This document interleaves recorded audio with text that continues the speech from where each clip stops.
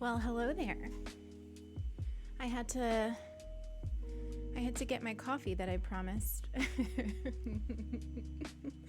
Hi everybody. It's so good to see you. Hang on. Let me be on the screen. Good morning. It is so good to see you. Happy Sunday. I'm very excited to be here on the It Gets Better channel. I see a lot of familiar names in the chat. Welcome in. And to anybody that I'm maybe meeting for the first time, welcome. You have landed on one of the best places on the internet. Hands down. Hands down. Oh, so if you're not a part of my community is right now celebrating the fact that we have a bunch of new emotes that I see in the chat for the first time. They look so cute, right? I love them. It's good to see you. I slept last night, which is a big thing. I slept for I think 9 hours. So I feel so much better. But let me introduce myself to anybody who maybe doesn't already know me. My name is lilasfox.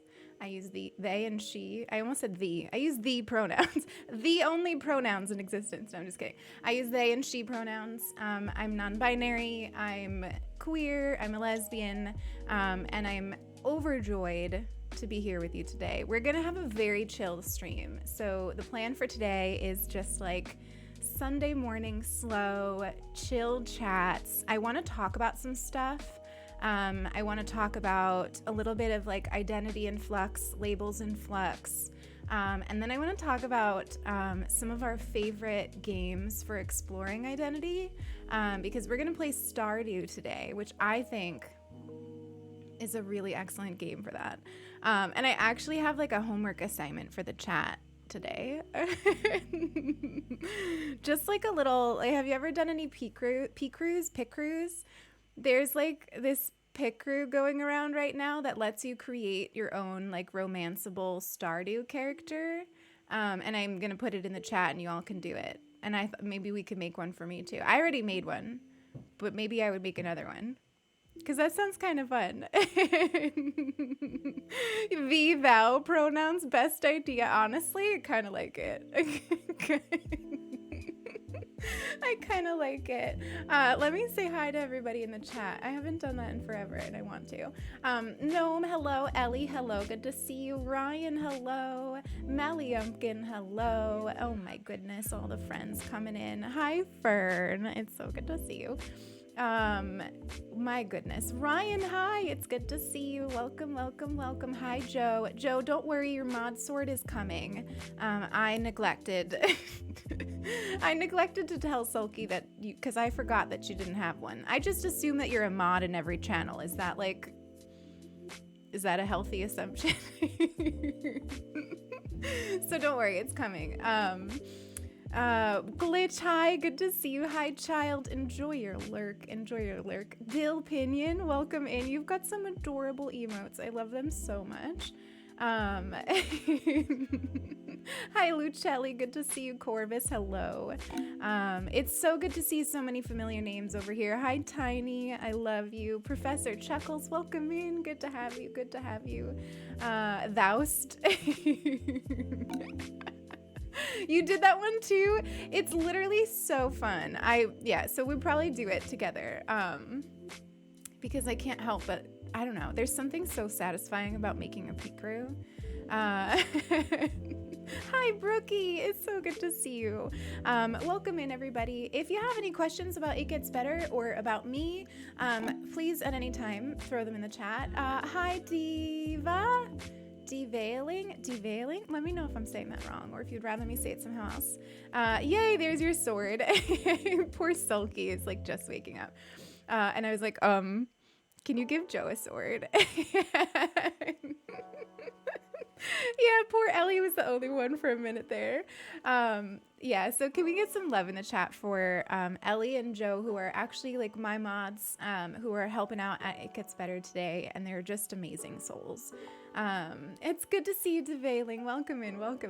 But yeah, so the plan today is chill chats, but I also I want to have some interactive conversations about identity. I've been thinking a lot about identity this month because I recently came out as non-binary. Have I always felt like the words, like, have I always felt that part of my identity? Yes. I used to just feel like I never needed really like a label for it. But recently I came out as non-binary, and now it is March and it's Women's History Month. And I've been featured a lot for it on Twitch, and more to come. And it feels at once like exciting and good, but also a little bit strange. And I've been thinking a lot about like why it feels strange. And I thought we could chat about that today because I have some real thoughts on it. Sophia, it's so good to see you. Welcome in everybody. Also, we'll say this again later, but if anybody's in the chat right now thinking that, and you're a streamer, and you're thinking like, wow, like this is cool, I'd like to do this too. Applications are open right now for the next batch. Is it weird to call people batch? I don't know. And they're open right now for the next ambassadors and also affiliates. So if you don't want to like stream on It Gets Better channel, but you want to help raise money for this incredible organization, and be a part of the community, because affiliates and ambassadors do work together a bit, and we're in the same Discord and we chat and stuff. So if you wanted to do either of those things, the application's open right now. I don't know, mods, do you know that? Do you have that application handy? No pressure if you don't. I can grab it at some point too. Because it would be cool to link it in the chat. I've got to say, this is my last stream for my like current ambassadorship. I have no idea what the future holds for that. But I want to say that like streaming over here every month or so has been like incredibly rewarding. It just feels like a really good and exciting thing to be helping It Gets Better project like establish a space here. It's really a new space. It's got so many passionate people working on it. One of them is my partner Sulky, who's just like incredible at what she does. And you can just like really feel the love here. So if you're thinking about that at all, you should definitely apply. And also, don't talk yourself out of it. This is my advice for you always, okay? Anything. It doesn't even have to be this. Don't talk yourself out of applying for any opportunity. Just do it and let the other people say no to you if they're gonna say no. What's the worst that can happen? You get rejected, you don't do it. But think of like what could happen. Think of what could happen. You could get accepted and do it. And there's no minimum requirements or anything because they're not super fussed about numbers. They're more fussed about like building a genuine and loving community, which is one of the things that I love about them. So like that spiel is over now, but like if you've ever thought about it, please apply. And thank you for linking that, Ellie. I definitely have complicated feelings about non-binary femme identity. It's tough because non-binary can mean so many things. So as a label, it's not always clear what it conveys. And thank you, Defiling. I appreciate that so much. Yeah, I think it's a really tricky label because it does mean it means different things to everyone. But here's my thing about that is that actually every label is that way, at least to me. Like, maybe we all think that like labels that are maybe less contested, like lesbian or gay, have like less room for nuance than something like non-binary or trans. But I actually don't think that that's true. I think that like every single label is incredibly imperfect because language is incredibly imperfect and is up for personal interpretation, and no one person is ever going to see it the same.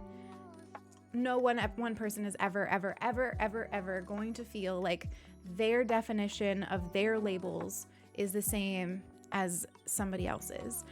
Sometimes you meet people who really have like similar understandings of their like ways of presenting and their ways of describing themselves, and that's kind of magical, and I love meeting people like that.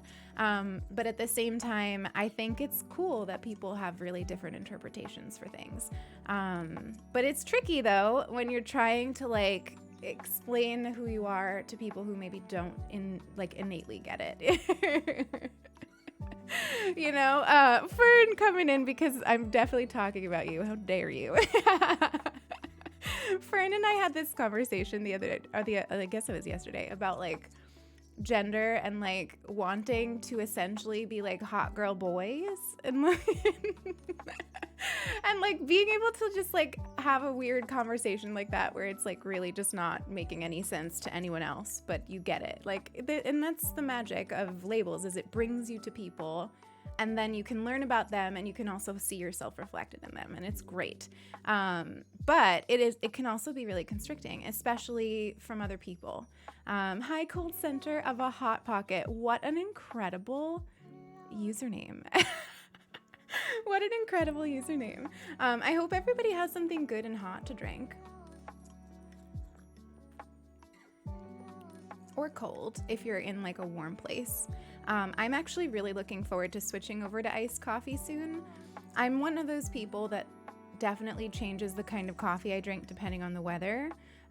So like spring and summer, I'm an iced coffee person, and fall and winter, I'm a hot coffee person. I know that there's people who are like diehard, like I will drink iced coffee in the center of winter and be chill. But I like to shake it up. You have hot chocolate? That sounds so good. A large cup of pumpkin chai tea. Oh, that sounds so yummy. Wait, Tiny, I think I missed context. I have no idea what you're talking about, but I hope it goes well. I woke up starving. Oh my goodness. Yeah, it's Sunday. Sunday is like brunch day. If I wasn't streaming right now, I'd probably be preparing brunch. Instead, I just like shoveled some Greek yogurt into my mouth. Oh goodness. I'm like moderately comfortable these days eating on my own stream, but it feels like an entirely different thing to eat over here. Just like imagine like, hi, I'm Ambassador Lilith. I'm gonna eat an entire plate of pancakes in front of you. Okay, but like Ambassador pancake breakfast sounds like kind of a good idea. I don't know if Sulky is listening, but like that kind of sounds cute. Like a cute little event with all the ambassadors eating and making pancakes. I would join it. You're on customer support. Oh, that's the worst. Absolutely the worst. I went out for an iced latte this morning and it's 25 degrees. See, Corvus, you're the type of person I'm talking about. The only thing that I do drink smoothies in the winter. But that's just more for like the convenience of like being able to drink my food than anything else. But I'm so dramatic with being cold though, because like after I drink a smoothie in the winter, I like physically and visibly shiver. And Sulky like looks over at me like, what? Why? Like, why are you shivering like that? But it's just like a thing that my body does. Ambassador Sunday brunch when? I know, how cute would that be? I think it's a really good idea if anybody is listening that wants to take notes on those ideas. But yeah, seriously. So like one of those things that I'm thinking about with labels is not just like, I think it's pretty talked about how sometimes other people will have opinions on the labels that we choose if we don't fit them. So like, I'm sure there are people who find it weird that I'm non-binary, but also comfy with the word woman sometimes. And I'm sure like, you know, there's other labels that I've had throughout my life that people feel like because they share the label or because they feel like they understand the label, they sort of have like an ownership over what gets to be that label and what that label gets to look like and who gets to use it. And I resist that really a lot. I resist that with every fiber of my being, because I don't like being told what to do. I don't like being told what to do or how to act or what I should act like.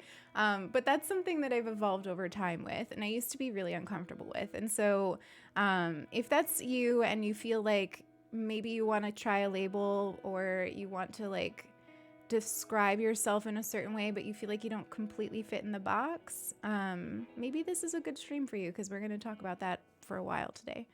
I do feel the same about the non-binary label that I chose for myself, even though I feel it doesn't fit well for me in its name, but I love to talk about the description other non-binary people applied to it, because it shows how large and various the nuances of labels can be.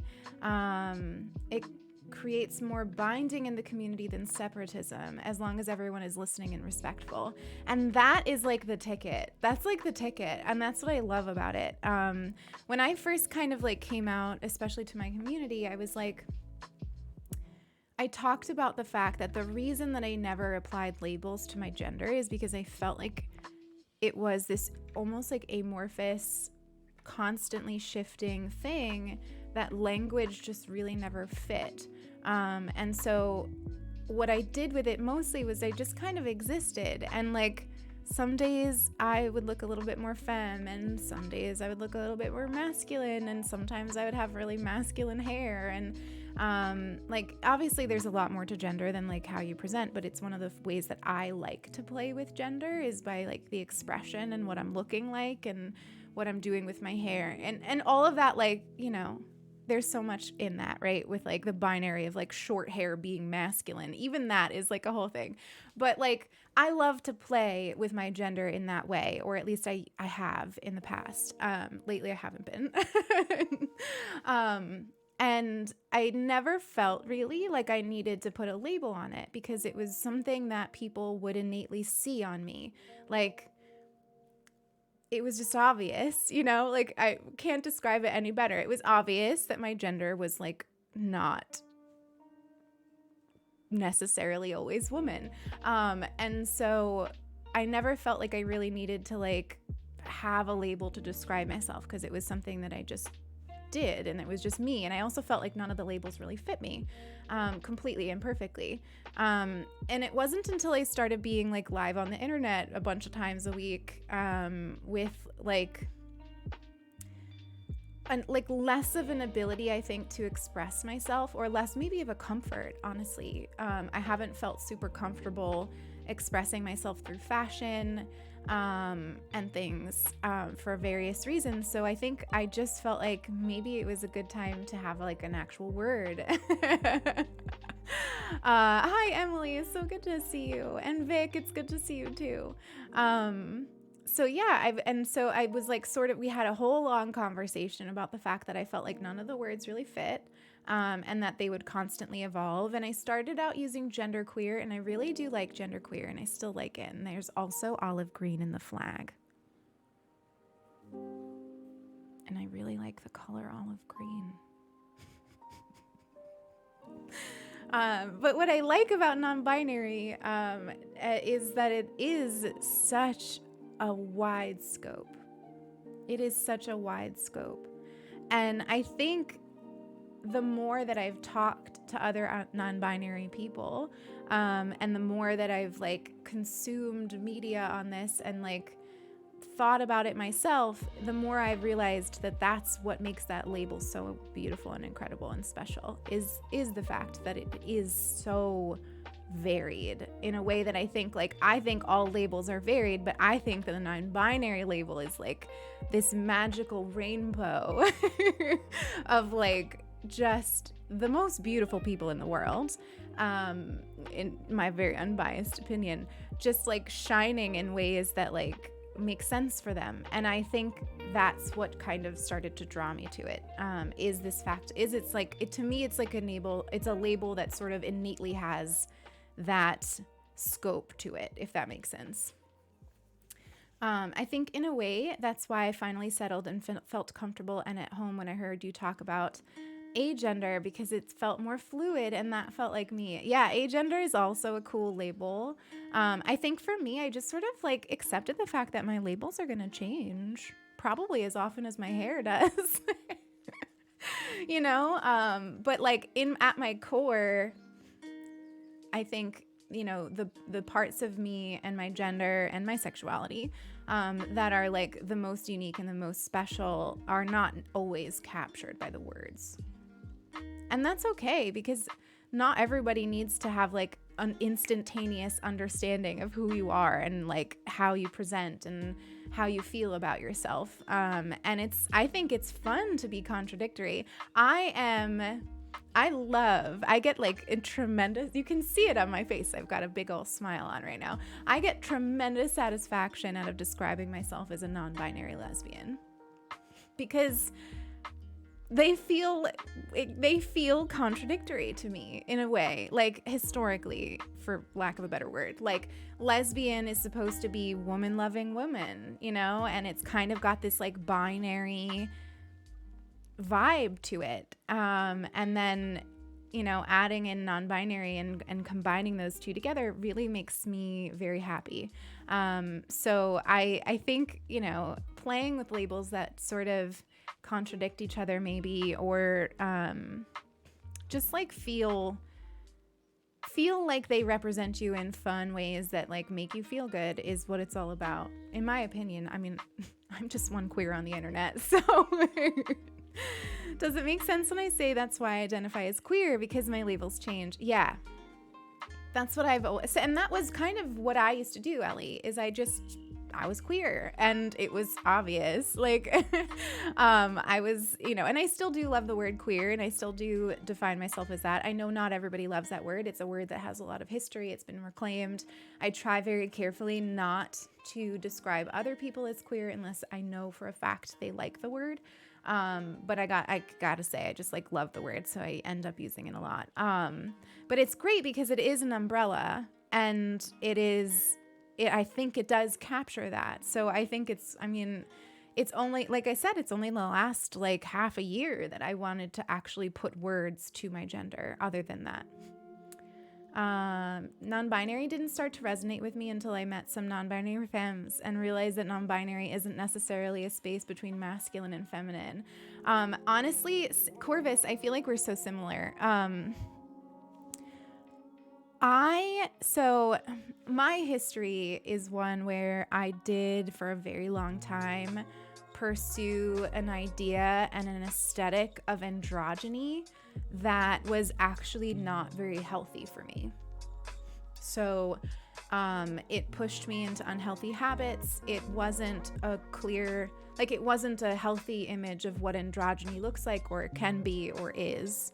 It was very wrapped up in a lot of things.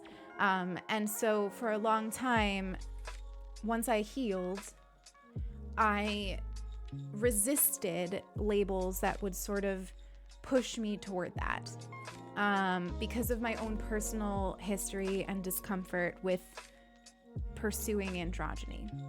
And I think it wasn't until I started to see non-binary, genderqueer open up to a lot more diversity and a lot more bodies and a lot more ways of presenting gender and more femmes, like you said, and it just opened it up. And that is when I started feeling more comfortable with it personally. Like, this is a very personal thing, because it made me feel for the first time that it was something I could pursue without having to pursue androgyny in the limited scope that I used to pursue it, if that makes sense. Am I making sense? This is my second coffee, so we're going right into very deep chats, and I've got limited caffeine, so hi, Zero. It's good to see you. Welcome in. And Whisper and Jay. Hi, everybody. It's so good to have you all here. We're talking about identity and labels, and how they shift and how they change and how you decide which ones to select for yourself. Another thing that, like, oh my gosh, ever since I've always been out on the internet and honestly in my life too, as a lesbian. Not always, my God, no. There was a whole freaking I almost said the F word. There was a whole journey to me coming out as a lesbian. So please don't get me wrong. I wasn't like born a lesbian. Like, I wasn't like, you know, it was only not that many years ago that I came out. So if you're sitting here right now and you're not out and you feel like you're not going to be out for a long time, please just know that there's no timeline on that ever. Like, you don't ever have to come out. It doesn't make you more whole to come out. I don't feel necessarily more whole because I'm out. My cat just made such a noise. Oh yeah, we're PG here. We're like, yeah, we have to be PG here because this is for, It Gets Better is first and foremost for queer youth. And so, not that like, I feel like any queer youth hanging out right here right now probably curses more than me, but just in case we try to be PG. Anyway, sorry. I like to go from topic to topic. This is what I do.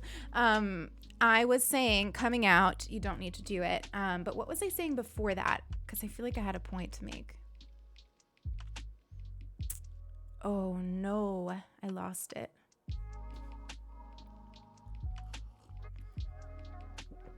Completely. It's gone. It's completely gone.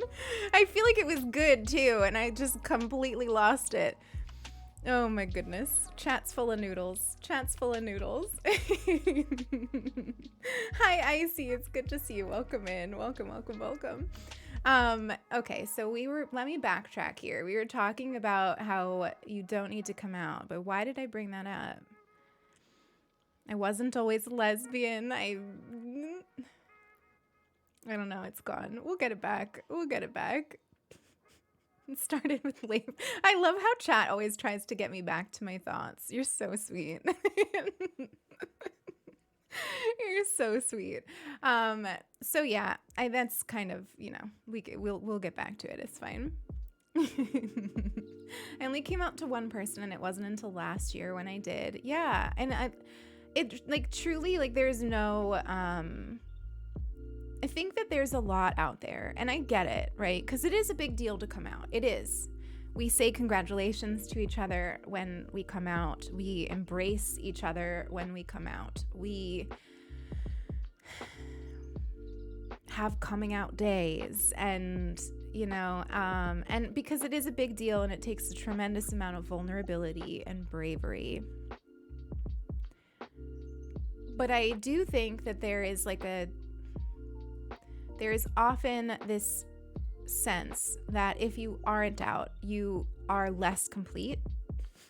Not even that you are like less of whatever it is that you're coming out as, right? So I feel like we've gotten past that, right? Like I think we've gotten past the idea that like you are less of a lesbian if you're not out. You're less bisexual if you're not out. Like I think for the most part, we've gotten past that idea. Probably not everywhere, but for the most part, I feel like we've gotten past that idea. But there is still this lingering idea that like you are more yourself, and you are more complete, and you are living your life more authentically, and happier, etc., when you are out. And I don't actually think that that's always true. I think that in some ways, yeah, that's true. I mean, I think that there's a freedom to loving yourself in a way where you feel like you can come out constantly and repeatedly, because you do. It's not like you're out and then there's like a poster on you. I mean, like depending on your haircut. Depending on your haircut, you might be just you might not need to come out all the time. I'm just kidding. I mean, I'm not really kidding at all, but but like it's not actually true, and I think it's a little damaging, honestly, because I think that there's plenty of people out there who can't come out. They don't live in a place where it's safe to come out. Their family will kick them out if they come out. Their like support system will disown them if they come out. And like, yes, I think it's probably worthwhile to try to get out of that situation, because you probably will be happier surrounded by people who love and support you for being who you are. But that's not always possible. And so I think that there should be more of a dialogue on how to live authentically and love yourself without necessarily being out. I think that that's not talked about a lot. Like, how do you find places where it is safe to be yourself, where you can sort of scratch that itch of being around people who get it, you know?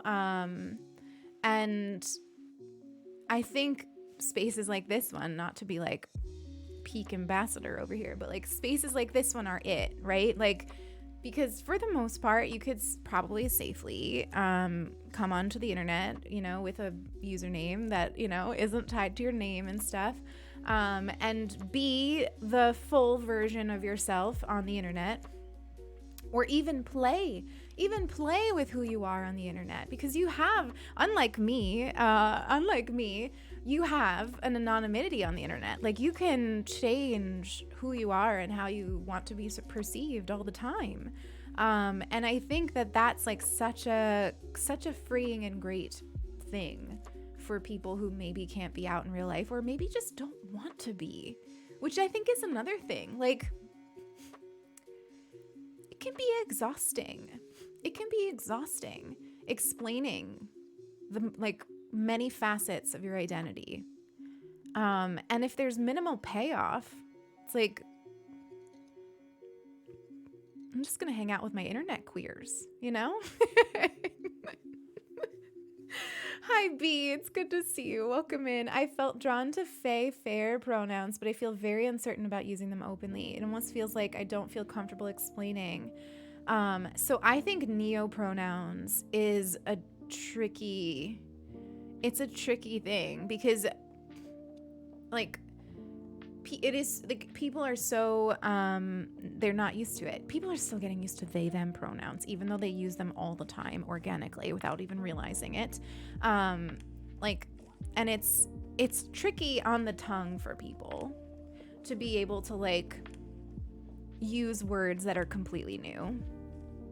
And I think, you know, often you will get like people who are confused by it, well-meaning but confused, and then you get people who just flat out don't understand.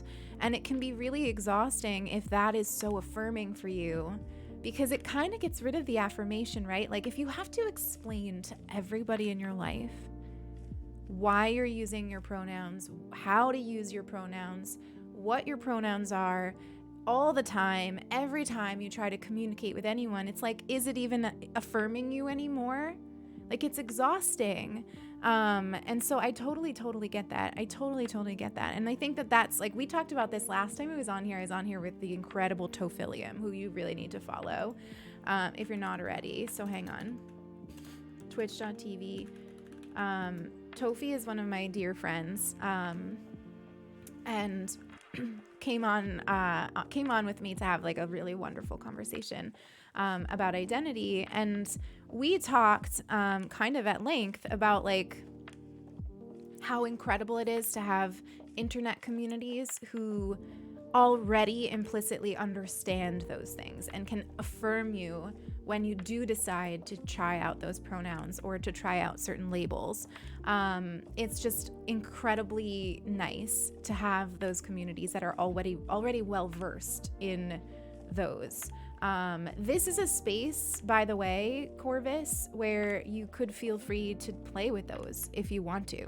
You know, I feel like as a streamer, it's a little bit rare that I refer to you all with your pronouns, but just because like I'm generally not talking about you like other than directly. But this is definitely a place where like the community here would affirm you, and I think it's a great place to play with your pronouns. And I say play because to me it's like it should be a joyful thing. It should be a joyful thing. So like there's so much stress I feel about like selecting identity. Like even, oh my gosh, this is what I was gonna say earlier, and then I promise I'll catch up in the chat. Even when I came out, I had many people, lovely people, reach out to me saying that they maybe felt similarly, but were desperately afraid to use those labels for themselves, or think about those labels for themselves because they felt like they didn't fit into the box of the label. And there's so much weight to it, and there's so much stress, and it feels so heavy many times thinking about selecting a label for yourself. It feels like this permanent thing, but I don't think that that's how it should be. I think it should be a form of play. I think it should be a try this out and see how it fits scenario. I think this idea that like we find ourselves and then that's it is so outrageous to me. Like maybe it's just me. I mean, it's also Fern. I can just, but like I change who I am all the time. Like I am never the same as I was. My like so many parts of me change on like a monthly basis, and like I think that's beautiful. Like truly, you know, there's that like idea, like, you know, people saying like you've changed. Like thank you. Like I think that's what I meant to do. So my push would be, you know, again, as just one queer on the internet who doesn't have all the answers, but my push would be like, play with your labels, try them out, let go of that idea that they have to be some heavy permanent thing that's perfect, because it's just not true. It's just not true. And I don't think that it helps. So let me catch up in the chat though, because I'm very behind.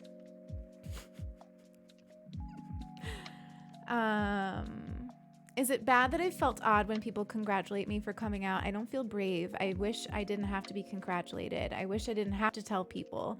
I wish it was something I didn't have to do. I don't like to draw attention to myself. But yeah, Ellie, you know I get that. I wish too very much that we lived in a society where like there were just fewer assumptions.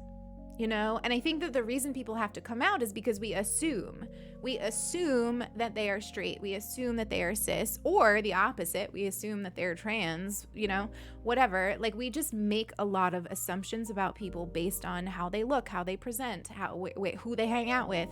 And I think that is what needs to be let go of, you know? And I think that's kind of my point with the fact that like even labels like lesbian, for example, like should have more nuance to them, because there shouldn't be like this idea where I use the word lesbian, here's all of your assumptions about me, and that's that.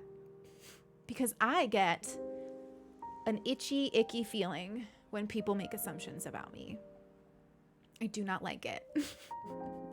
Like I said, I do not like being told what to do. And like having people make rash assumptions about who I am because of the labels that I use, or even the labels that I don't use, because there's a lot of labels that have been put on me in the past that I now do not use. And I just think it's just so personal, and it changes all the time. Depending on your haircut. Yeah, I mean, come on. Can we all agree? There's some haircuts where it's like, I said I'm a person of contradictions. I'm like, don't make assumptions about people. But if you have this haircut, you're definitely queer. Oh, goodness. I agree about how important and beautiful queer online spaces like this are. To my family, I'm a gay cis man. We out to my friends and community. I'm a trans femme, non-binary, bisexual. I love that, Dill. Do you like Dill? What would you like me to call you? I literally love that so much. And I think there's so much to that, right? Like to family, to certain people, I think the very basic term is for the most part enough. And so like my family, they know me as a lesbian. The end. There's nothing else in there. To like up to all of like many of the people in this chat, to you hanging out here today, there's a lot more nuance to it, and there's a lot more labels that I've used.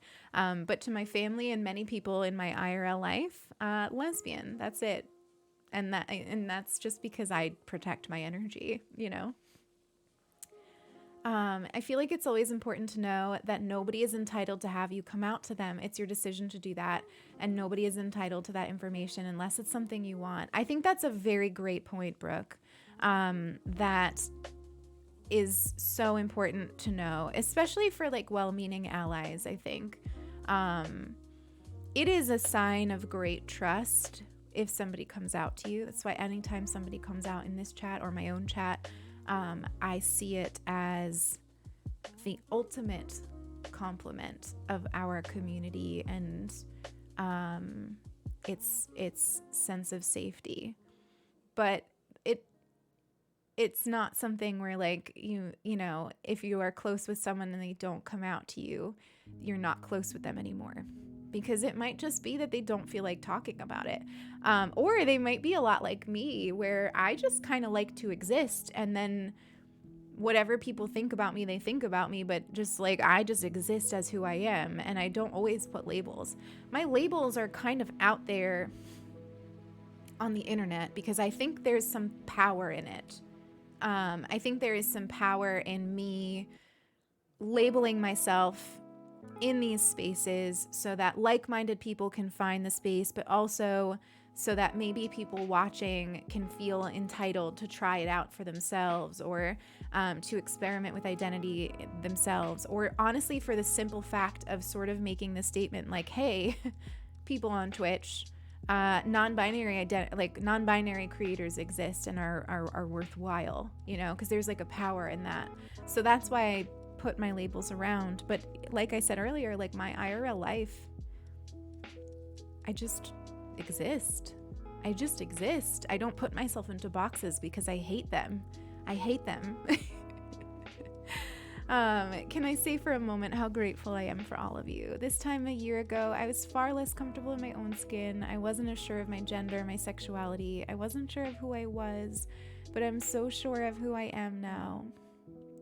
Ellie, you are such an excellent, no, it's not thanks to me. It's all you. You are such an excellent representation of this organization. Ellie is an affiliate for It Gets Better Project and has been raising money. Actually, Ellie, are you raising money on Monday for them again? Put your stream in there and the dates, please.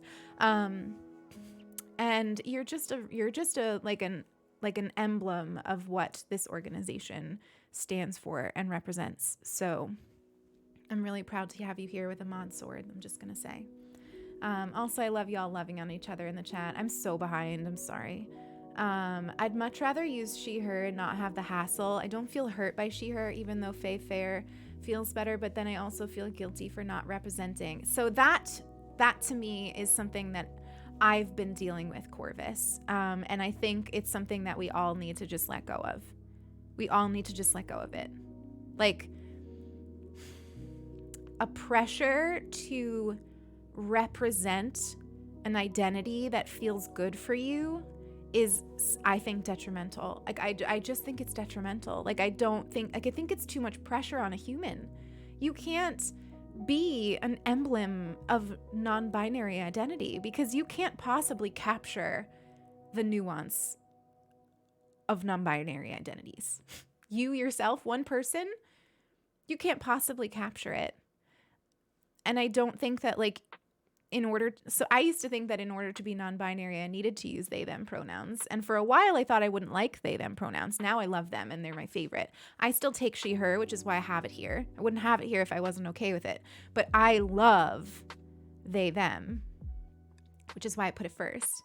But I thought that I couldn't be non-binary unless I used those, which is such a false idea. Because of course and maybe this is like a thing, but like our gender is not actually necessarily related to our pronouns. Like you can't figure out somebody's gender by their pronouns. You can't. You don't necessarily know their gender because you know their pronouns. All you know when somebody tells you what their pronouns are is their pronouns. That's it. That's all you know. You just know that those are the pronouns they like to be used for them. And that's it. It's not like they came out to you. It's not like you know anything else about them. All you know is their favorite pronouns or the pronouns that they want you to use because of the scenario you're in. I do feel like Twitch communities I'm in are supportive and good places. Yeah. Lots of beautiful ones out there. We can laugh together now. That's true. Our cute little emotes. I love it.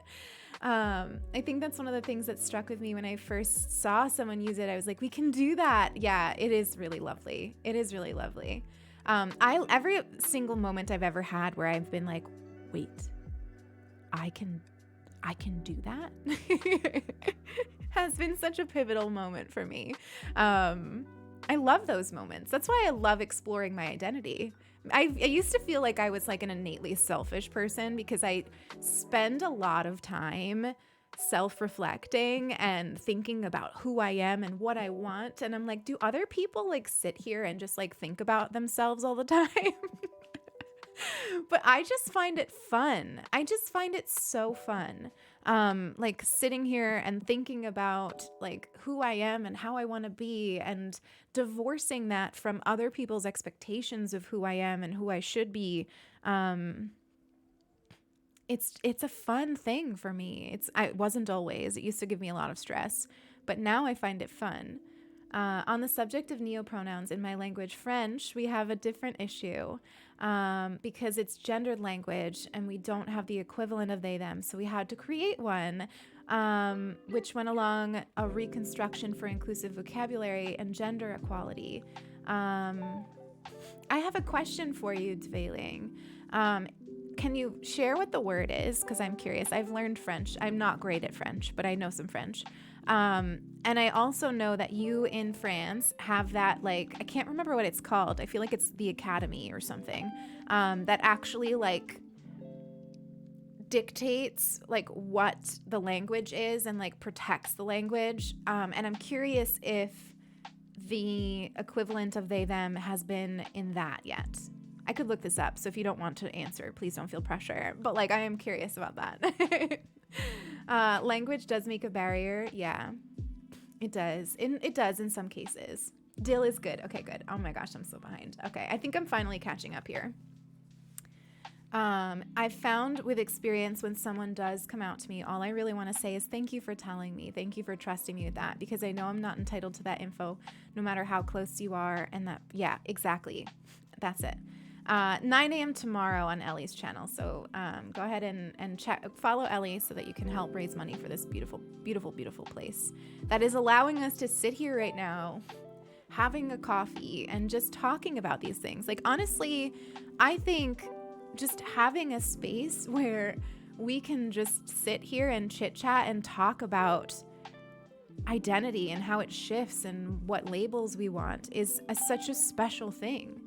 It's just you don't see that a lot, you know? Like, I mean, I used to teach queer theory. My background is in queer and feminist studies. And so I used to teach classes on queer theory, which were my favorite. I used to teach other ones too, but those were always my favorite. And every single semester, I would have people come out because all of a sudden they were equipped with the language and ideas to understand themselves a little bit better. And I think that there's something so incredibly magical about that. Like, I don't think I'll ever get over it. I really don't think I will. I think that that's like innate human connection to me, is this idea of like you sharing who you are and somebody being like, holy shit, sorry, that's me too. And then being like understanding themselves more and loving themselves more and like just vibing more with being alive. And I think that that's like why else are we here? Like, truly, like, not to be like existential or anything, but like the whole point to me is to just enjoy ourselves and figure ourselves out, you know? I'm sorry, Ellie. I'm not good at not cursing. I've slipped up at least once every time. I'm sorry. But that one wasn't too bad. It's just interpersonal intelligence. It's not a bad thing. Yeah, I've come to learn that. Hi, Hug Dispenser. Good to see you. I love your name. It's so cute. So the most common used pronoun is IEL. Okay, how would I pronounce that? I don't know how I would pronounce that.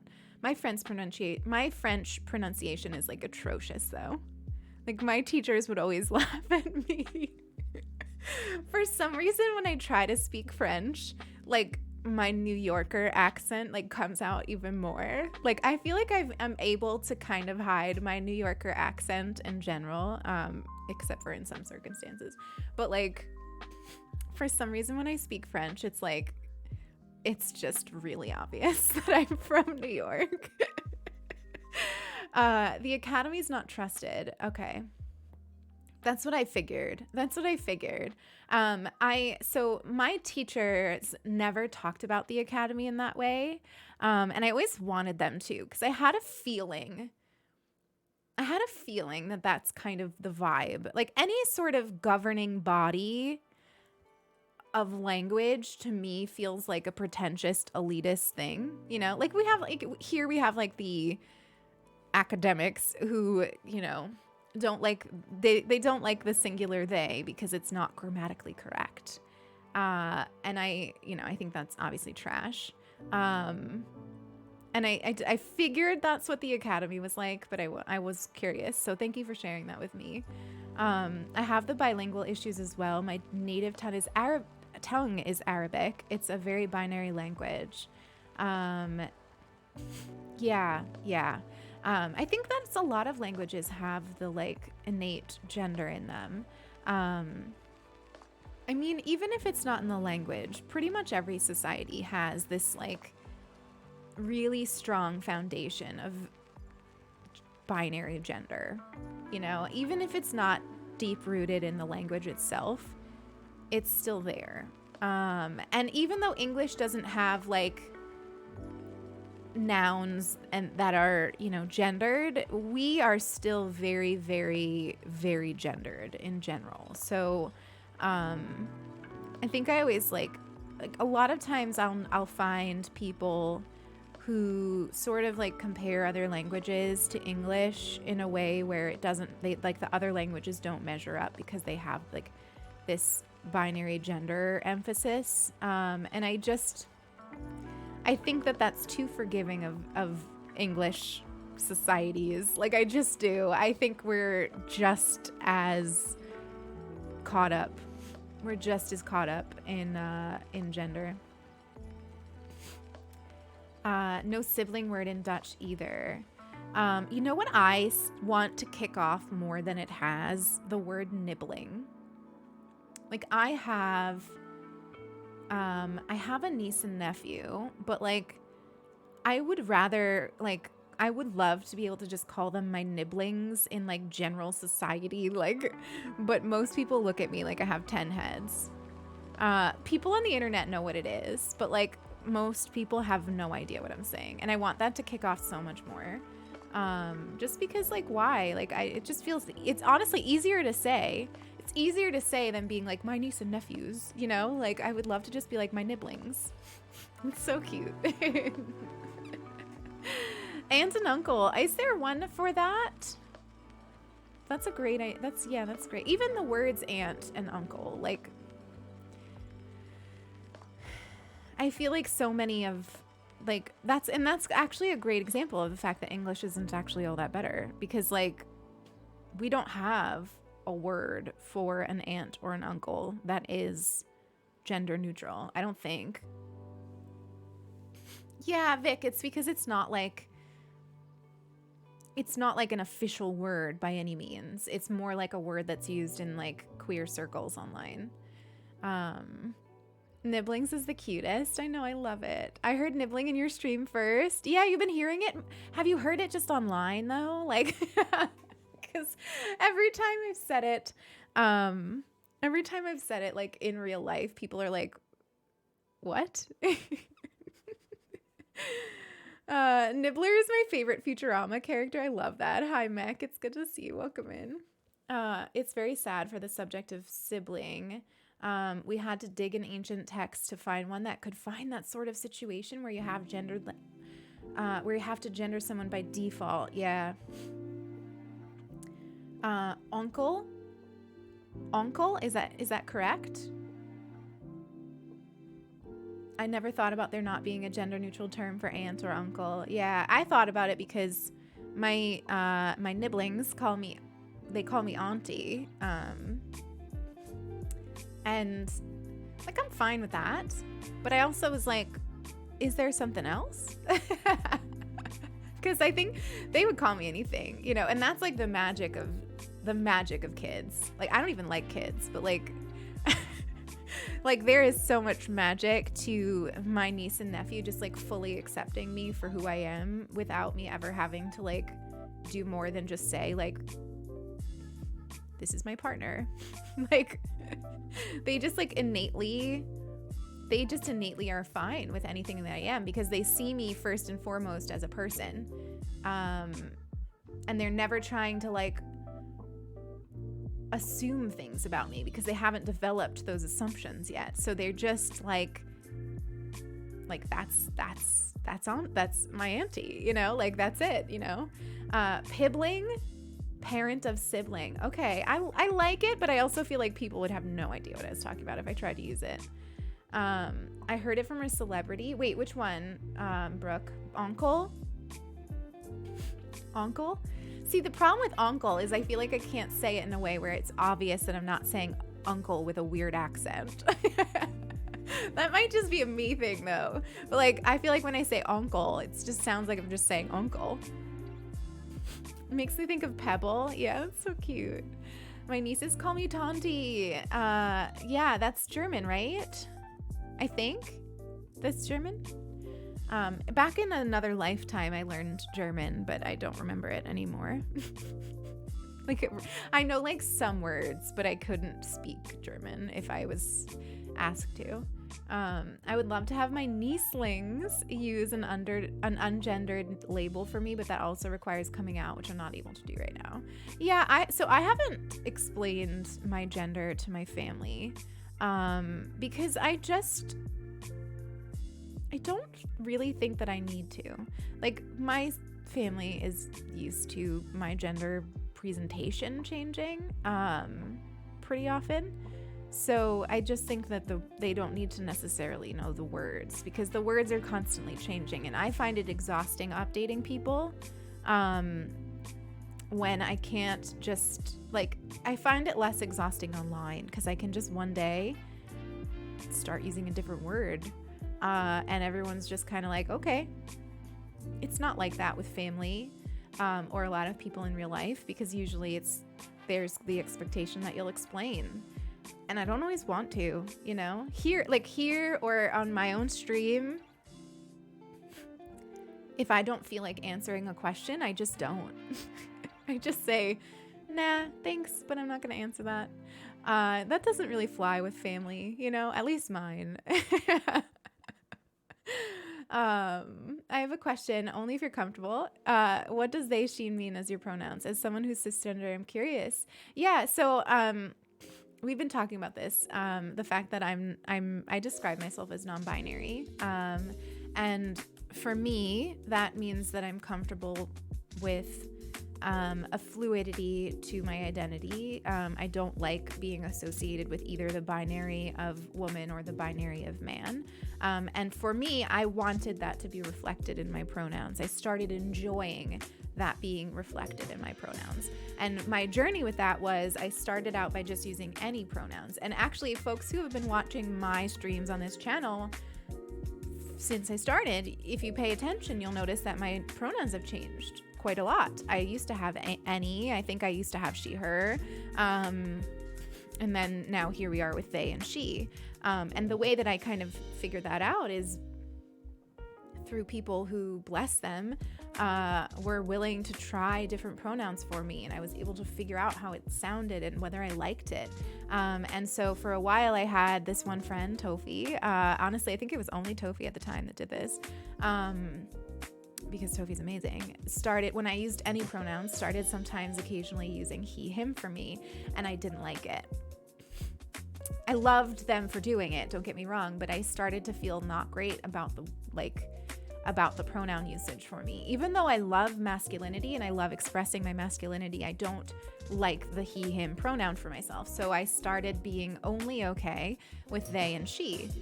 So what that means is that you could refer to me as either. You can refer to me as they, them, or you can refer to me as she, her, and both of them are good. I like both. I put they, them first though, because I like it best. I've kind of accepted that in Russian I'll always be called she and whatnot, and sometimes that's okay. It is okay. It is okay. You know, even if it doesn't feel good, I think sometimes you have to measure for yourself, like, do I want to put the emotional labor into explaining that it doesn't feel good? Like, what's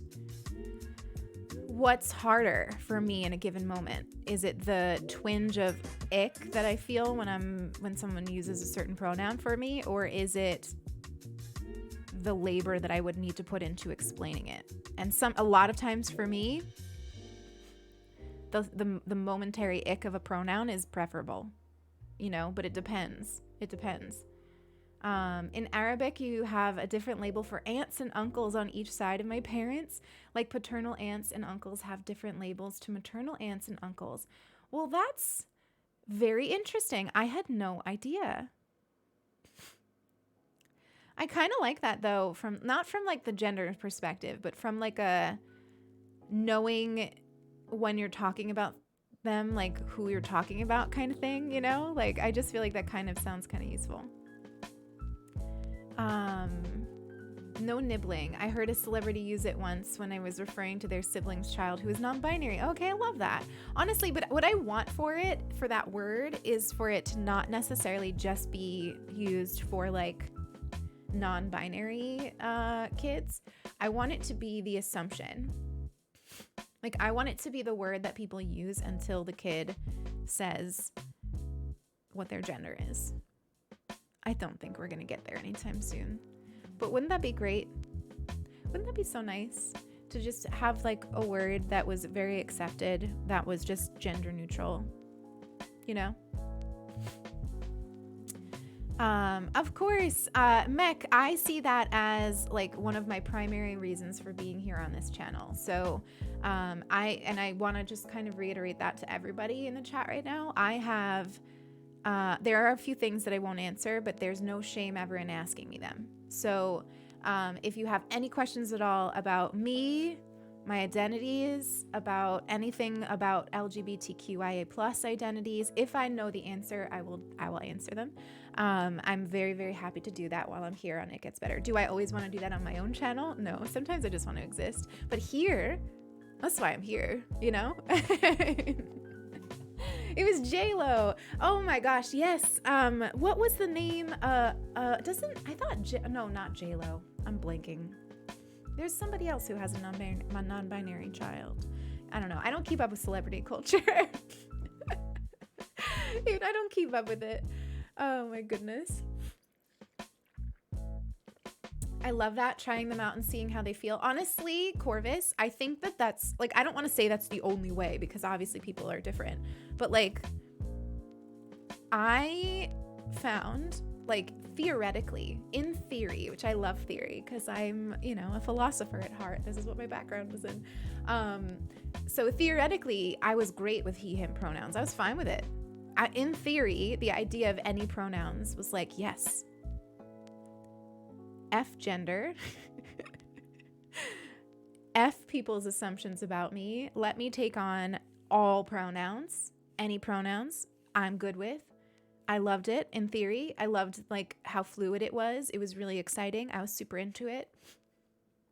And then it wasn't until I started hearing it that I was like, oh, wait, I don't know if this is like, you know, I don't know what it is that makes me not like he, him. And I have some work to do on that front. Like, is it my own anxieties about masculinity? Is it my own, like, is it my own socialization of binary gender slipping in there? Who knows what it is, but all I can tell you is that it makes me uncomfy, at least right now. Is that always going to be the case? I don't know, because I change all the time. But it wasn't until I heard it used for me that I was able to realize that. So, you know, sometimes things work in theory, but they don't work in practice. Yeah, more neutral references for children in general. I don't like gender reveals for that reason. People make such a big deal out of them. My goodness. And then also, they also come with like associations. So I'm not friends with these people anymore, but one of my like childhood friends, I kept up with them on Instagram. I've since stopped. And they had like a baby, you know, and they had a gender reveal for them. It was a big party. There was a cake. There was all this stuff. And instead of just being like boy or girl, which to me is like bad enough, they made it guns or glitter.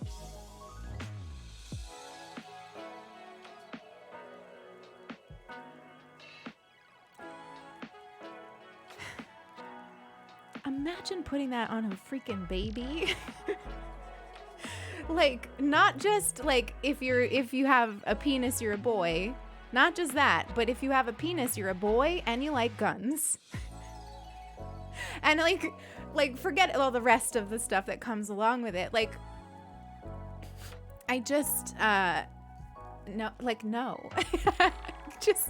Just stop doing that, you know? Just stop doing that, please. Like, can we just not, you know? And I get it, right? Okay, so like fundamentally, I get the wanting to know sort of thing, right?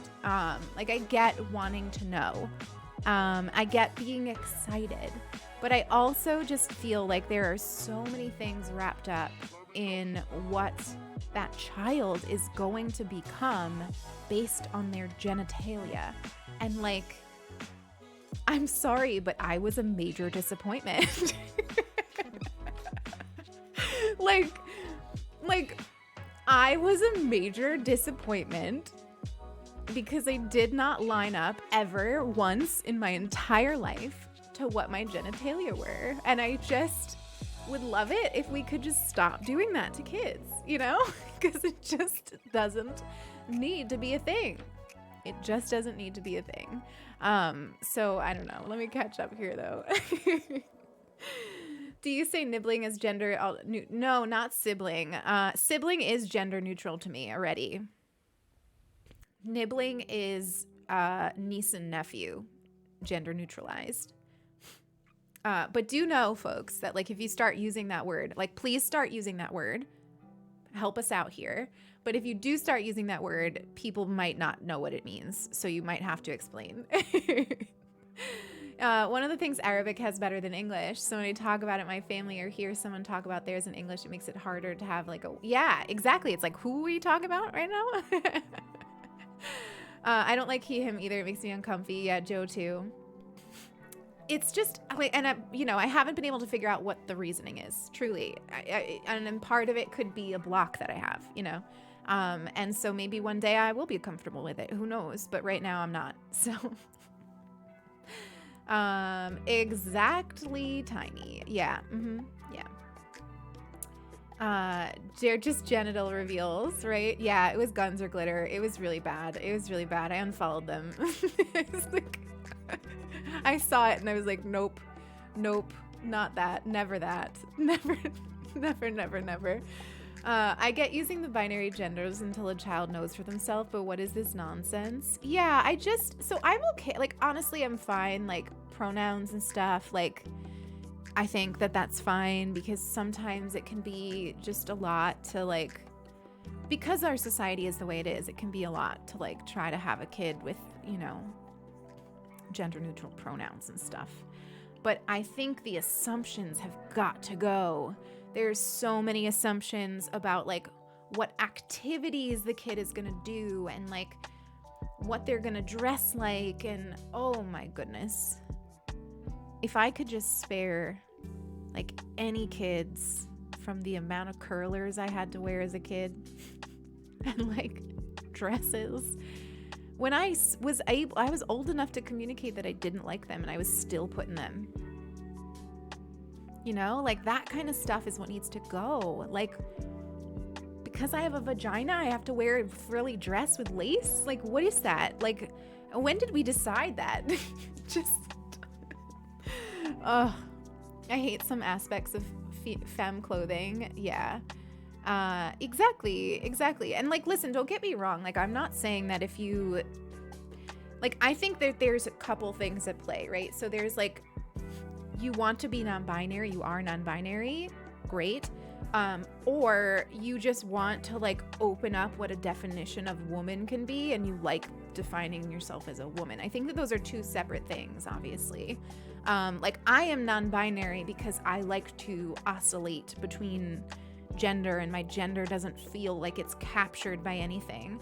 And so that's why I'm non-binary. But I am also a person who is a strong advocate for opening up the definition of woman and what a woman gets to be. And I think a woman should be allowed to be masculine and to play with gender and still define themselves as a woman because they like that. So like, I think just opening up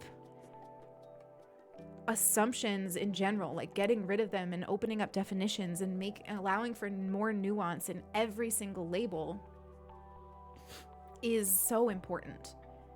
It's so important.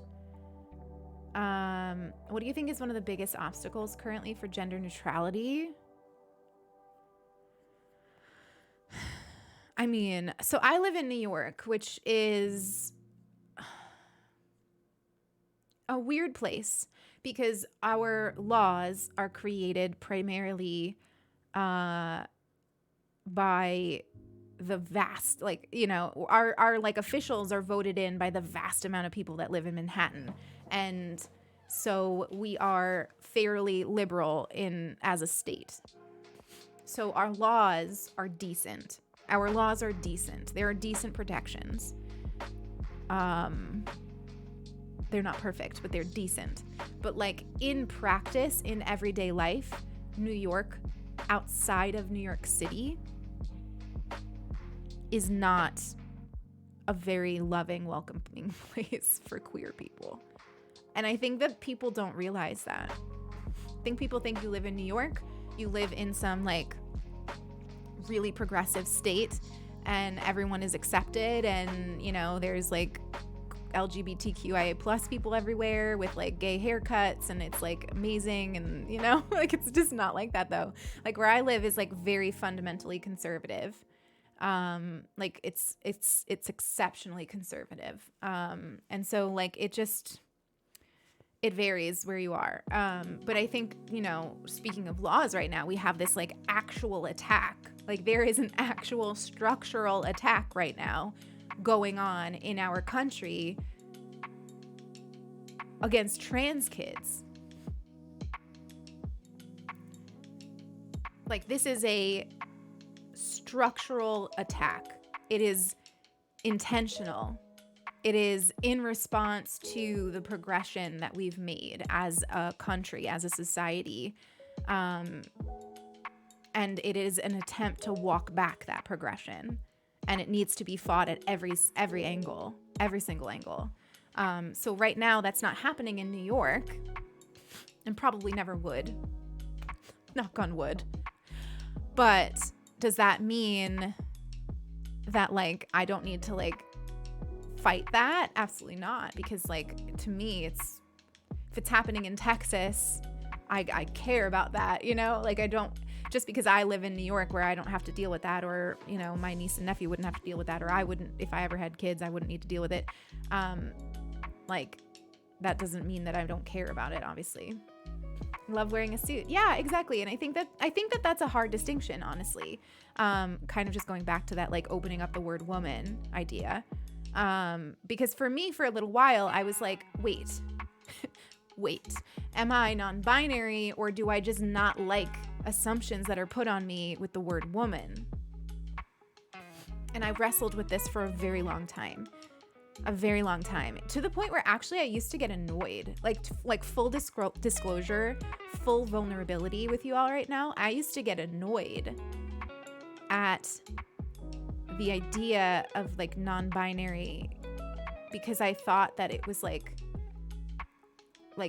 closing off what a woman could be, you know, which is a very backwards way of thinking about it. And obviously I've grown from it, but like, I used to think that, and I used to wonder, like, is it, am I non-binary, or is it just that I really just don't like these assumptions being put on me?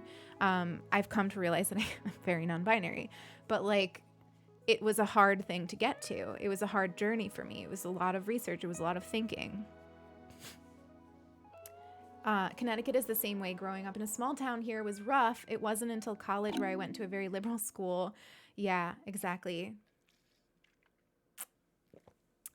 And I think that too, I don't think you mean it this way at all, Mick. So don't take this the wrong way. I think it's just you just said something that's a good jumping off point. But I think that there is this innate idea in the US, this is US specific, that like the South is backwards and the North is progressive. And I just don't think that that's true. Like, sure, a lot of times these kinds of legislations and things like happen, like Texas, you hear it all the time. But actually, like, these attacks are just less, like, they're just less obvious sometimes in the North, in New York. Like, it's still there. It's still a problem. Like, it's not like the north of the US is woke and the South is backwards. Like, it's just not true. It's just not true. And again, Mac, I don't think that's what you were saying, but like, I think it's something worth talking about. Same for pink. Yeah. I used to hate the color pink. I used to hate the color pink. Sulky knows this. I used to hate the color pink because I think I just get so exhausted with people assuming things about me. And for me, assuming femininity was such a hurtful thing when I was growing up. I was put in so many boxes because I was assigned female at birth. And a lot of the boxes were unhealthy and constricting. And I felt so much as a kid like I was drowning in the expectations of other people, never measuring up to them.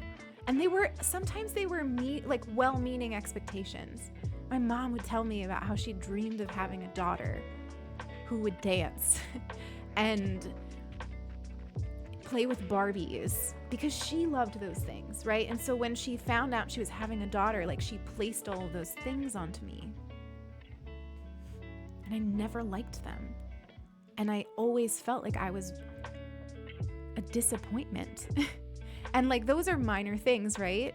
But there's more, like, there's deeper things. And like, going through life feeling like you are a disappointment because you're never measuring up to other people's assumptions is so unhealthy. And it just still happens today all the time. And I just think that, like, I got to this point where, like, oh my God, I hate it when people assume things about me. And so, like, it's to the point where I don't even like astrology. Like, I like astrology. I think it's fun. But, like, for myself, like, the idea that someone's going to know things about me because they know things about when I was born and my chart is fundamentally uncomfortable to me. And, like, I think it's just because I got so tired of it. I just got so tired of it. Corpus, I thought technically no one is really binary. So using non-binary labels. Yes. Corvus, it's funny. Like, I had that same journey, and it's honestly, it's scary for me sometimes to talk about that journey on the internet, but I think it's important because that is like a TERF ideology, right? Like, TERFs hold that trans and non-binary identities are in some way hurting the definition or the livelihood or the progression of women. At its core, that's what a TERF is. That's what that ideology is. And when I would find myself thinking that, I would be like, well, let's back that all the way up, like, because that's not what I think. But at the same time, it was something I was feeling, you know, it was like something that I was struggling with. So I think it's important to talk about, but it's also very important to be like, here is this other big thing that's going on right now. And like, any of you following like the train wreck that is J.K. Rowling will see the damage that TERF ideology can have on everything. And the outpouring of ignorance, like the outpouring of ignorance that follows anytime J.K. Rowling decides to like take to Twitter. And so, like, if you don't know what a TERF is and you don't know about that ideology, I urge you to look into it. Because it is something that I think is innately connected to these exact, like, attacks happening right now to trans kids. Like, it's all connected. You can't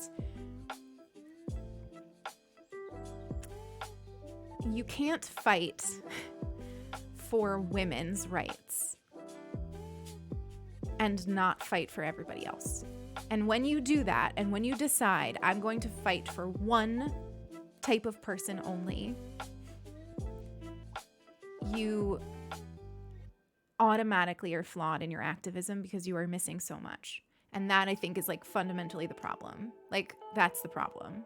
Because there's so much more than just uplifting women to that. Like, you have to think about all of it. As it's hard to think about all of it. It's hard to, like, be educated in all the areas, especially the areas that don't apply to you. It's hard work.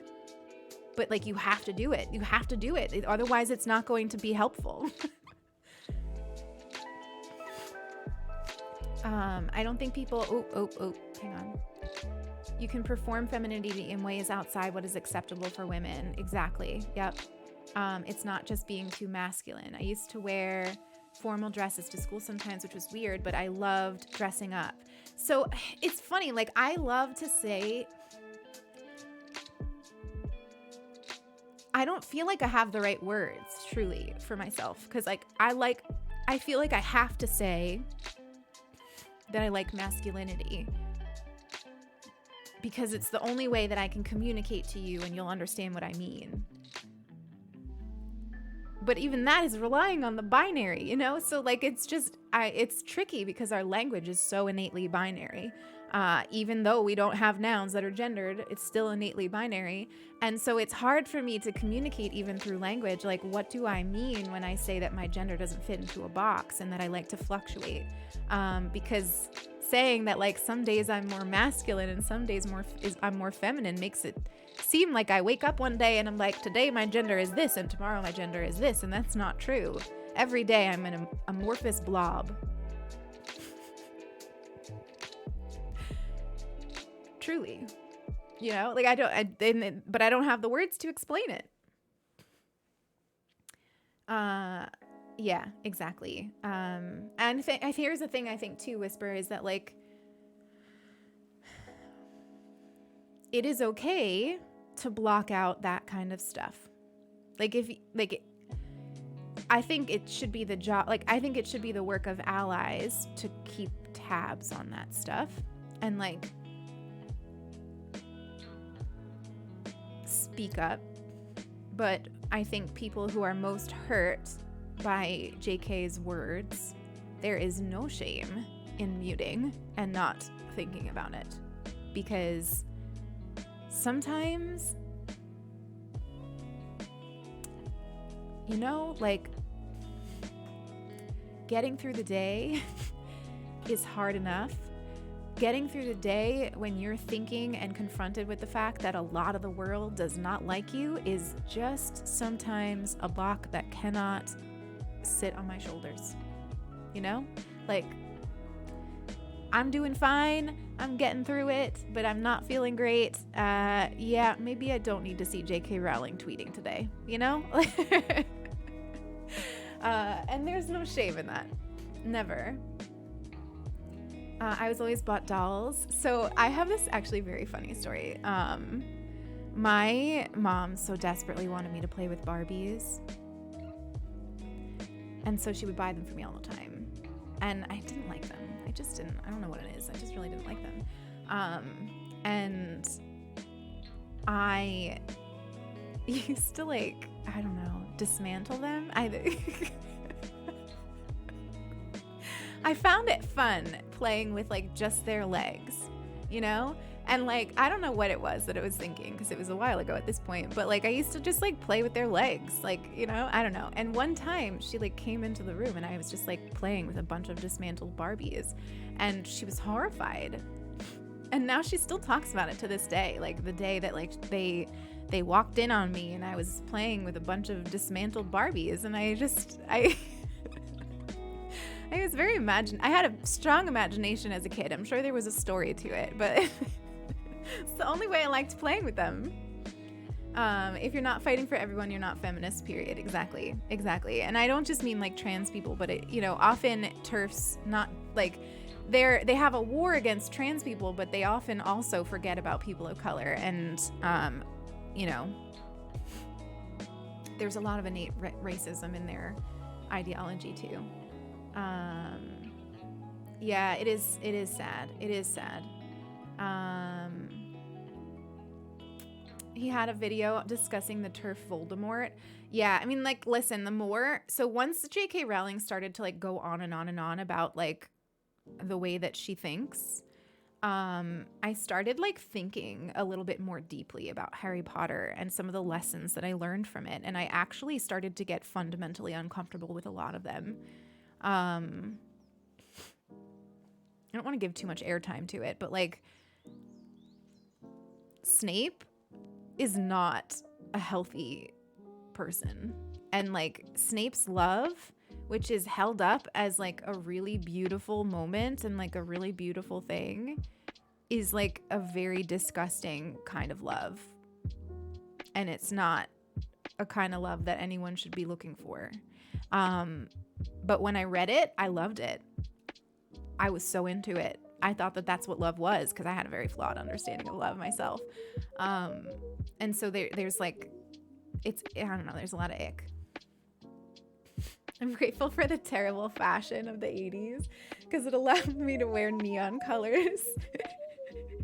I love that, but I love 80s fashion. Like I don't think I would ever wear it myself, but like on other people, I love 80s fashion. The crimped hair, and like you know what I especially love? Like, oh my goodness, this is when I'm like, oof, I know I'm a lesbian. The like women with like leggings and like socks that like go up the legging. Chef's kiss. I'm just a ditto. See? Freaking ditto. Freaking ditto is non-binary. Just thinking it was like Mothman. I love y'all. You're so funny. Why are y'all so funny? Used to amputate them? Wait a minute. How many of you used to amputate used to pick apart your Barbies? Is that like queer culture? Is that queer culture? It's so funny. No, but my hands down, like I was always bought Barbies and dolls, but hands down my favorite thing to play with when I was a kid was like horse figurines. I had like a deep love of horse figurines, which, makes a lot of sense now. But like anytime I would go to the store, that's what I wanted, was like some kind of horse that I could play with. Tiny let me live. Oh my goodness. You had Barbies and no Ken. Yeah, the Ken was always like really unattractive to me. I mean, like obviously, but like I don't know, even objectively, or do we agree that Ken is not super attractive? Hi Isla, hi Nilly, good to see you both. It's good to see you here. I hope you have something cozy to drink and that you're having a good day so far.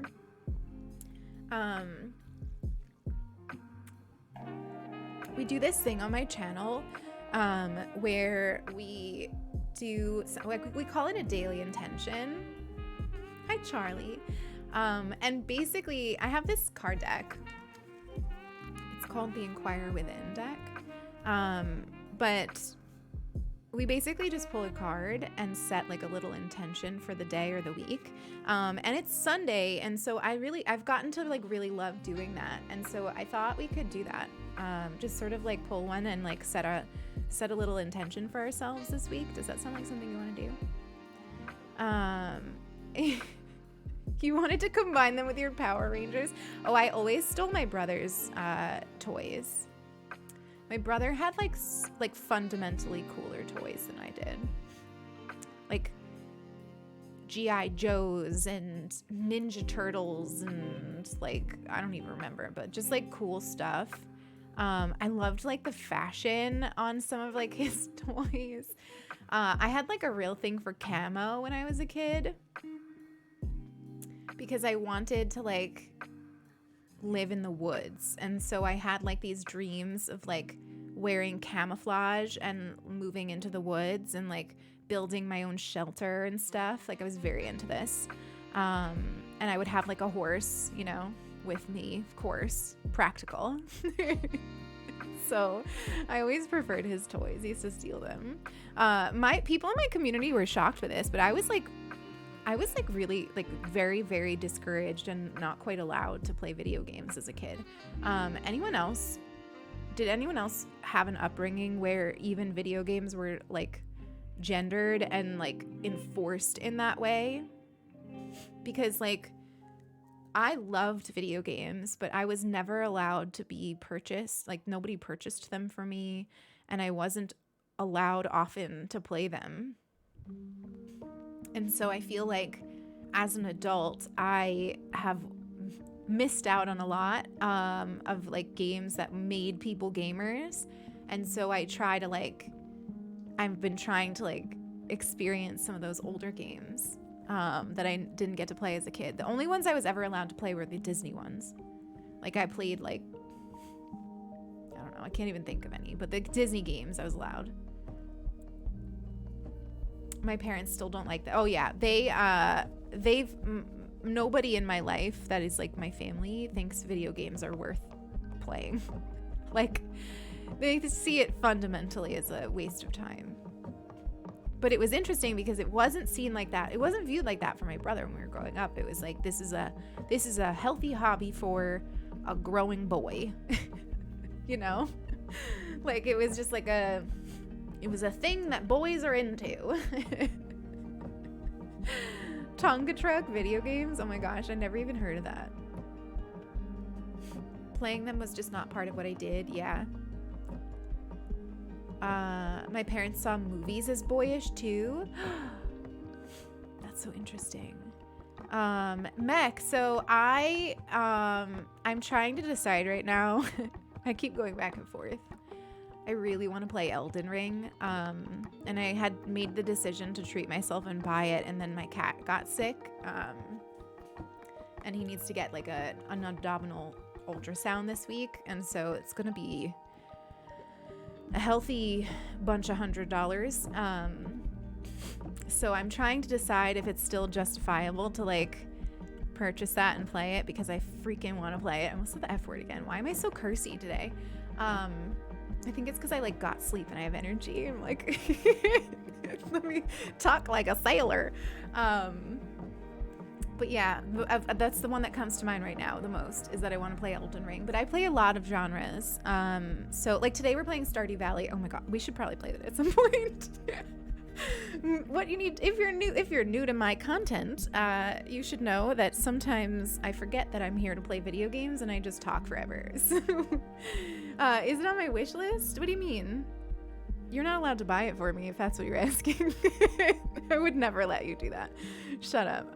No. I might have put it on there, but please do not do that. That's not why I was saying this. Like I'm okay being an adult and making financial decisions, okay? But anyway, back to what we were talking about. I play a lot of genres. And I have really loved exploring games that feel traditionally masculine. Do I play those usually in my own content? Probably not really, because we do a lot of like cozy games. But like for me, there was no greater gender euphoria than getting it really, really good at Mass Effect. I became so exceptionally good at Mass Effect 3. Mass Effect 3 is the one that had like the co-op where you could play with randos on the internet. And I would get this like, I had this headset. And like, I would sit down in my like gaming chair with my headset. And I had this fairly feminine username. It was called, and my name was Miss Misery because it was an Elliott Smith song. And I felt like that was peak coolness. So my username at the time was Miss Misery. And I would wear my hot pink armor. and I would play with a bunch of 13-year-old boys on voice chat. Like, anxiety who? Like, I was really like into this. And I would like sit down with my headset and like audio, and I would like just absolutely destroy the 13-year-old boys that I played with. So it was so great. And I loved it. I loved it. It's one of the reasons I love Mass Effect. But yeah, I went back and played like a bunch of games. Halo, I got super into Halo. I don't really play a lot of pew pew games anymore, but that's not because of like gender. It's just because of like, I've been into other stuff. I got like lately I've been a lot more into like cozy games, but I've also been into like, I like fantasy things. So like Elder Scrolls, things where I can pretend that I'm an elf, because oh my goodness, anyone else feel like elves just like really echo their gender presentation? Because elves are like non-binary usually, right? Like, I just feel like we should probably unpack that. Tiny, write a paper. Write a paper on why elves are always depicted as like non-binary icons, because they kind of are. So yeah, I got really into like elven things. Oh my goodness. Oh, you know what, Tiny, you were onto something there. Yeah, I've never seen a fat elf. Ugh. Well, can somebody please make a video game with a fat elf? Does anybody know one?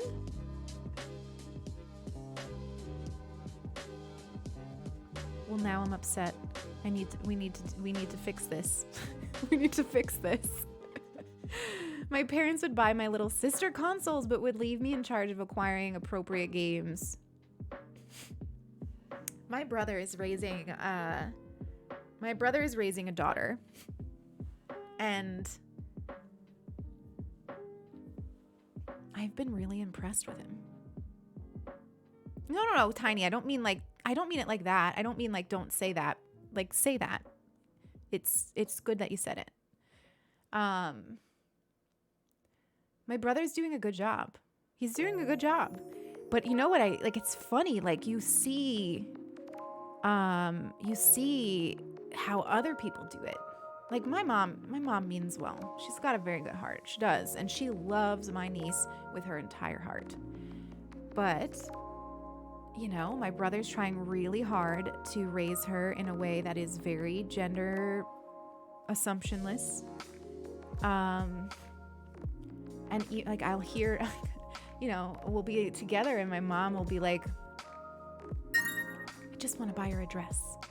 I just want to buy her a dress. You know, she probably wants a dress, you know, or, you know, you want a dress as a ninja? You're really into ninjas? Well, why don't you, she's Chinese, by the way. Why don't you like get into unicorns? I was like, she's not into unicorns. She likes ninjas. She likes dressing like a very cool ninja. And it's funny, like I feel like even if you make the decision that you want to be really careful with how you are raising your children, other people still put those assumptions on them. So it's like a freaking full-time job. It's like a full-time job, like dodging assumptions for your kids, you know? Like, oh my goodness. But it's interesting because I feel like they're not doing the same thing with my nephew. Yeah. Vic. Which I think there's a lot to unpack there too. You know, not that we're going to do that right now, but like they're very good and comfy with keeping my niece's life fairly gender assumption free. They have not done that with my nephew.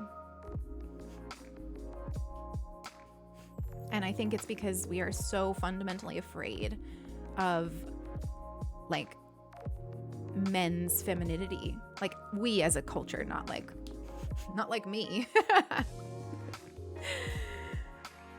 Ryan, you are not allowed to make me cry when I am on the It Gets Better channel.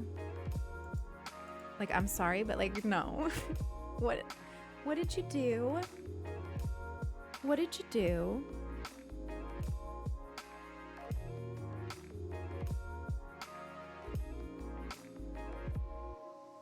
Ryan.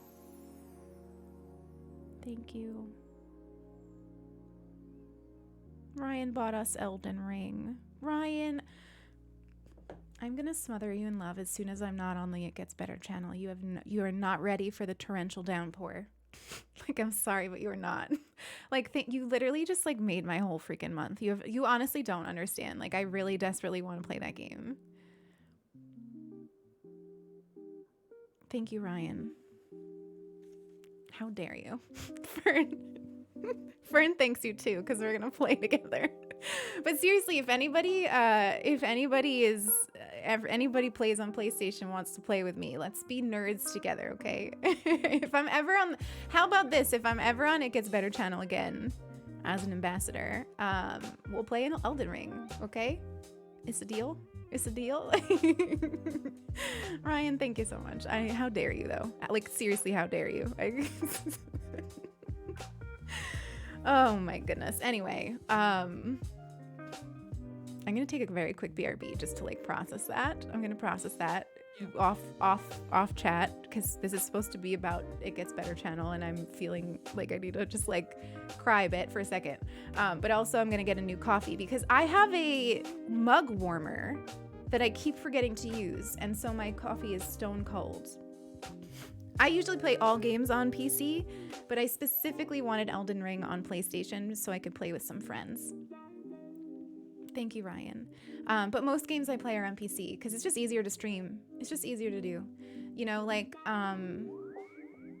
it's easy to like play games. Plus I just, you know, here's another thing, like talk about like, you know, gender expectations and stuff. Like, I was never allowed to be into games, and so I always wanted to be a PC gamer. I don't know what it was, I just wanted it so badly. I just thought that people who were PC gamers were just so cool, and I just wanted it for myself. And I didn't get a PC until last year. I bought myself like the first like adult thing I ever did, other than get like a house, like not a house, an apartment. I don't have a house. Like the second adult thing I ever did was get a PC.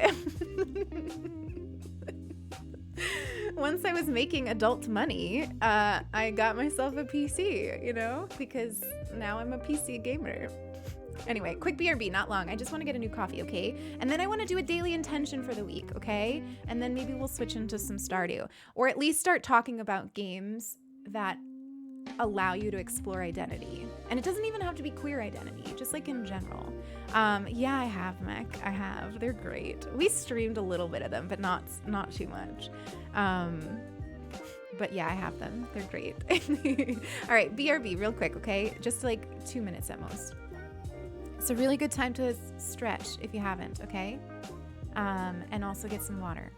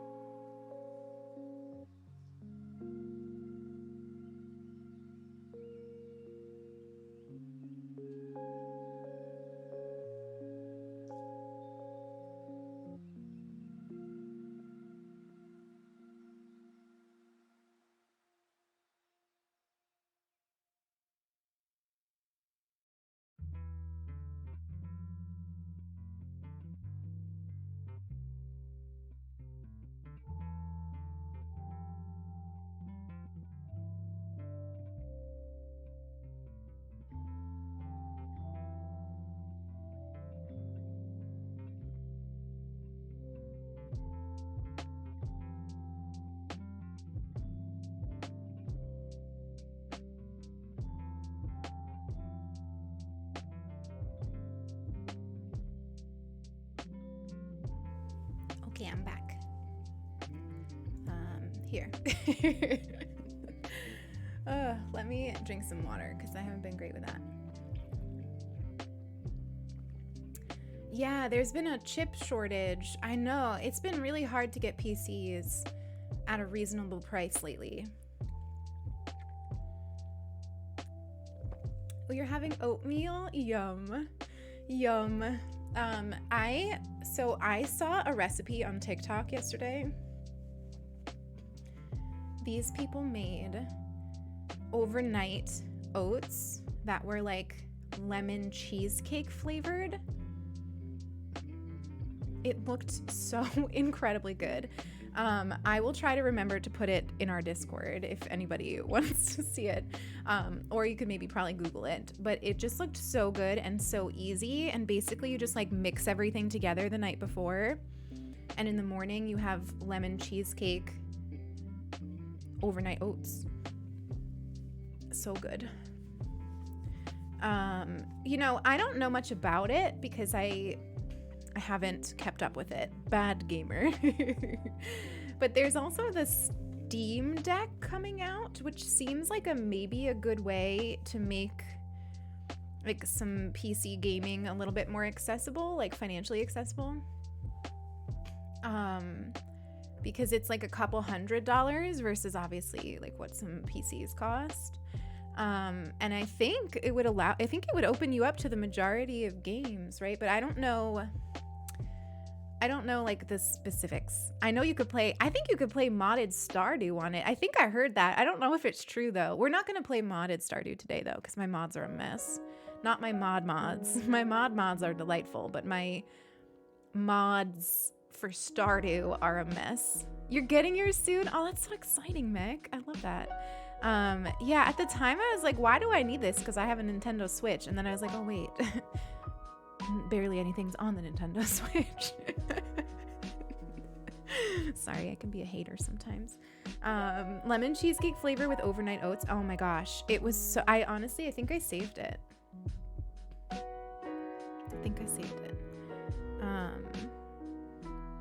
Oh my gosh. I'll see if I can find it. But it looked so good. Basically, it was like coconut milk and oats and chia seeds and lemon. And they added something interesting. I think it was like some cream cheese. I feel like it was cream cheese. They added that and made it creamier. Yeah, I guess that makes sense because like because it's supposed to be like a cheesecake. So they added some cream cheese. Yeah. I'll see if I can find it. A local store does PC builds, so once things calm down, I'll order one from them. Yeah, it took me a while to get myself, it took me a while to get myself a PC, so I feel you. Yeah, oh yeah, exactly. So you know what? It is maybe a more, not just financially accessible, but accessible in general. I'm all for more accessibility in gaming. We've been talking right now about how games have become such an important part of my life and how they weren't really a thing for me when I was growing up, and that like I've been trying to make up for lost time. And I feel like that is just even more, it makes me even more inclined to like be an ally and hope that we can get to a place where games are just more accessible. Thank you for the hydration reminder. I keep forgetting we have like channel points here. They don't come up for me, so if I miss anything, I'm sorry. They only come up in the chat. I think we have a pronoun one. If anybody, I know we haven't talked about pronouns in a bit, but if you wanted to share your pronouns in the chat, please feel free. And also, there is I don't know if it's part of I don't know if there's a command for it here or not, but there is a Chrome extension you can get for Twitch that will actually make it so that your pronouns show up for streamers and people in the chat. So I can see some of you that have it, I can see your pronouns just as I'm looking at the chat, which is great. But if you want to, feel free to share your pronouns in the chat. We could do a little pronoun round robin.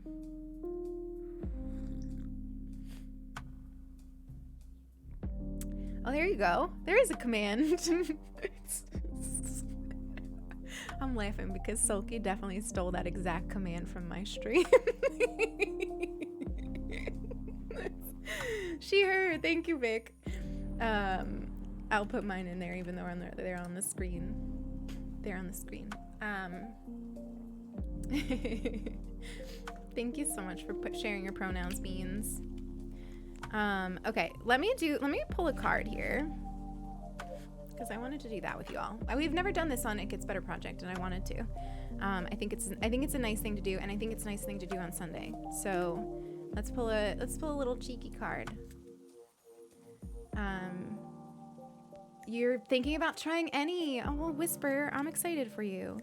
Let us know. Let us know. I actually, I feel like, there isn't any on the extension. There is. Yeah, it's true. He, him, she, her, Fay, fair. Oh, proud of you, Corpus. That's exciting. I love this. Gonna head out and crawl under a blankie. Enjoy, Tiny. Have the best day. Thank you for hanging out. All right, let's see. What is our intention for the week? This is gonna be our intention. Whatever you have going on this week, this is gonna hopefully, you can carry this with you if you want.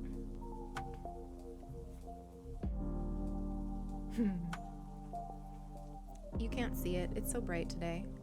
It says inhale, exhale. Oh, you can see it a little. Look. Inhale, exhale with some lungs. Some really pretty delicate lungs. Honestly, I would tattoo this on my body. I'm at the point right now where I'd tattoo pretty much anything on my body. All I think about are tattoos. Literally, first thing I wake up in the morning, I'm thinking about tattoos. Going to bed at night, thinking about tattoos. It's all I can think about. But these are really pretty lungs that I would totally tattoo on my body. But inhale, exhale is a great intention for the week. This is a reminder to breathe, which you feel like is maybe a simple thing to remember to do because all of us need to breathe to exist, right? But there is something about stopping and intentionally doing it that can be really restorative. But I like to read this card not just from like a physical breathing perspective, because I don't know, I feel like I'm a little weird, but some of my anxiety gets held in my breath. So sometimes when I'm told to like focus on my breathing, it can actually like incite a panic attack, which I think is so like random, but it can. So I actually like to read that card not just as like the act of inhaling and exhaling, but I think of it more as stopping to do. And like sometimes for me that is like taking a second to like stop and breathe, but sometimes that means stopping to pull a card and reflect for a little bit. Sometimes it means just like walking outside, like literally just walking outside and breathing in air that is different from the air in my office. Sometimes it means just reminding myself to pause and feel whatever it is I'm feeling in a particular moment, and like without judgment, just accept that. So for me, that card, that intention is less about like, let's spend all week going like this and more about like, let's make sure this week, all of us, this goes for all of us, we are taking time to pause and like sit in moments a little bit, moments that are good, yeah, but also moments that are uncomfortable. And also, I think it's a card that reminds you to take care of yourself. So not just doing the bare minimum to survive, you know, maybe give yourself a little extra water this week. Eat something with some nutrients.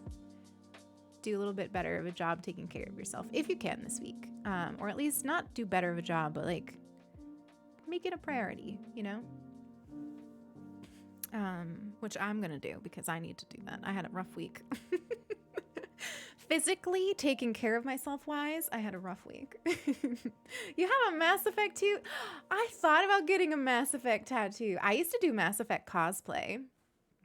I won't show it ever probably because it's when I was sick. So I don't really look at it often, but it was like, apart from that, it was great cosplay. I used to love doing it. I would love to get back to that point, honestly. But I used to do Mass Effect cosplay, and I thought about getting a Mass Effect tattoo. I don't know if I would anymore, but I think I'm leaning toward, because here's why. Because I am so into change, I have sort of settled on tattoos that are a little bit more constant. So nature. Everything that changes about me, I've never once lost my fascination with nature. And so it feels like something that I can celebrate on my body without ever feeling like I've changed too much to like want it on my body anymore. So I'm leaning towards I want to get like a sleeve, but like probably a half sleeve, but I like the ones that are a little bit more spread out too, so I don't know. But I want to do that. I want to work on that, and it's going to be very like naturey stuff. And then I was also thinking about a cat skull, because obviously I'm always going to love cats, right? It's never going to go away. That's a great card because I hold my breath without realizing it. Me too. I do the shallow breathing. My default is shallow breathing.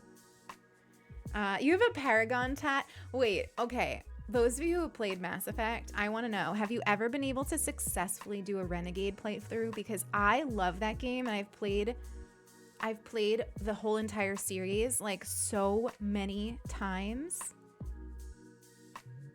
but I've never successfully done a Renegade playthrough. I can't be mean in video games. Can't be mean in real life either. Something I want to work on. But like, I can't do it. I just can't do it. I always start out being a Renegade and I end up being Paragon. I just can't do it. Even Stardew Valley, I've never played where you like do the meanie playthrough and you like side with the corporation. I've never done that because I can't. I can't. Mindfulness meditation. I talk about mindfulness all the time in my content, Mech. I call myself a mindful gamer. I have a YouTube channel in mindful gaming. We talk a lot about mindfulness. Yeah. I should probably have mentioned that. But yeah, I do. We talk about mindfulness all the time. It's very important to me. I never did Renegade, right? It's so hard. Like, how can you be such a meanie? Even Fable, and anyone ever play the Fable games? Fable 1, Fable 2? I don't think I played any other than that. I think I stopped after Fable 2. But in Fable, you decide if you want to be like good or bad, and your appearance actually changes in really cool ways as you make those decisions. And I really wanted to do a playthrough where I was a meanie because it was cool, you know?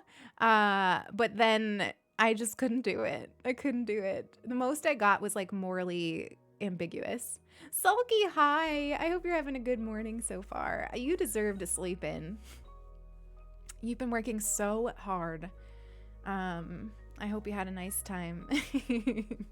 Also here, I don't know about where you all live, but here we had daylight savings start today. So we actually like lost an hour of sleep. I was like, oh my goodness, I managed to sleep so late today. And then I realized that the time changed. I still got a lot of sleep, but I didn't sleep in.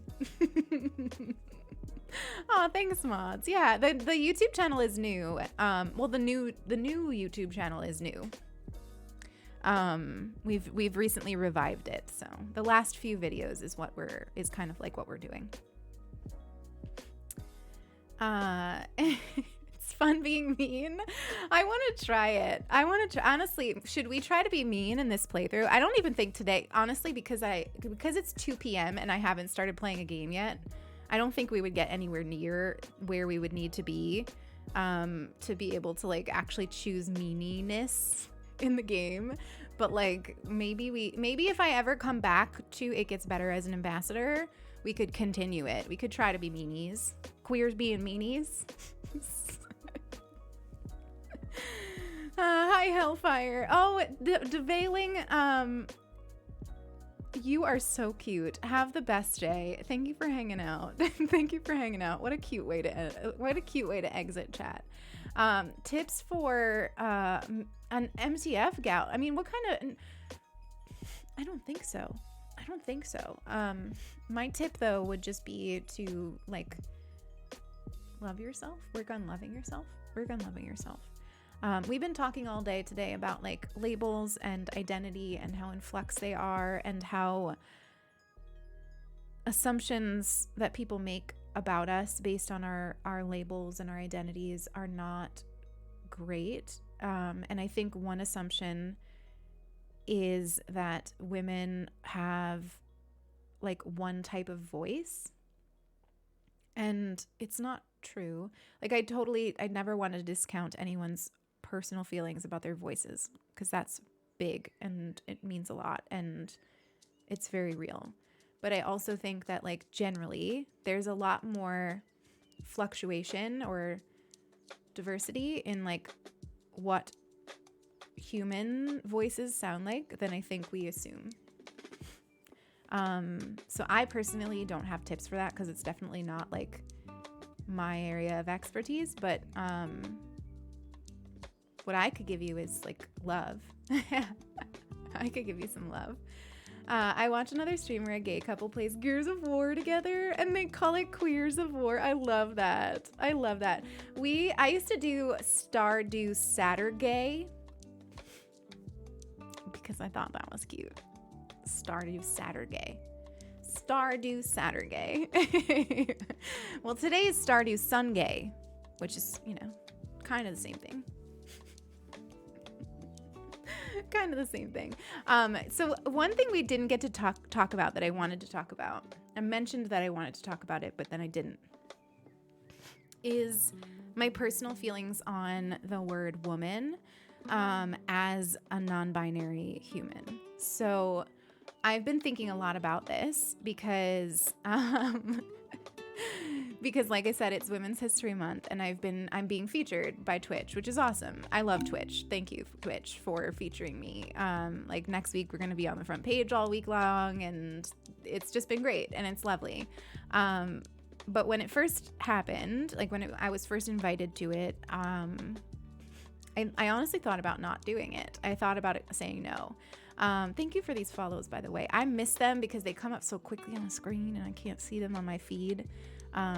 So normally I'd welcome you in, but I didn't get to see your name. So if you have any questions about It Gets Better or me, anything at all, please feel free to ask. That goes for anybody who's just chilling right now in the chat. If you have any questions, this is a great stream to like ask me questions. I'm super happy to answer them. I also have a background in teaching queer studies, so I know a decent amount about like queer history and stuff. And so if anybody has any questions about that, if I know the answer, I'll answer it. But anyway, I almost said no. I almost said no because I was worried about like what it would be like or what it would feel like to be grouped under the word woman. Ryan, have a safe trip. I was wondering about that because I remember you said your flight was canceled. So please have a safe trip and enjoy it. And thank you again.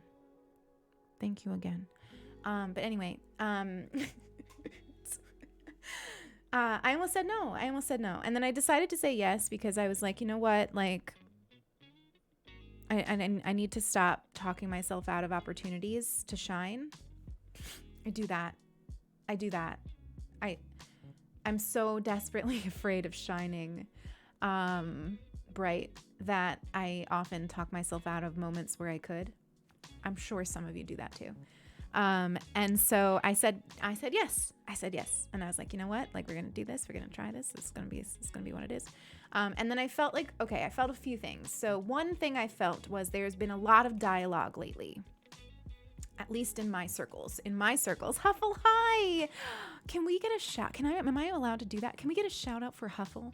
I literally love Huffle, with my entire heart. Like, I hope that's not weird, Huffle. Parasocial relationships and all that. But like, I put on Huffle streams. Sometimes I don't even say hi, and I just sit there and enjoy what it feels like to be talked to by Huffle.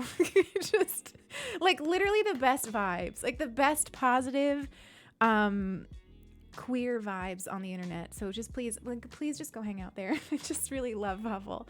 But anyway, so there's been a lot of dialogue in my circles about like non-binary not being women light. All of this is so valid. Please do not take this as me saying it's not valid.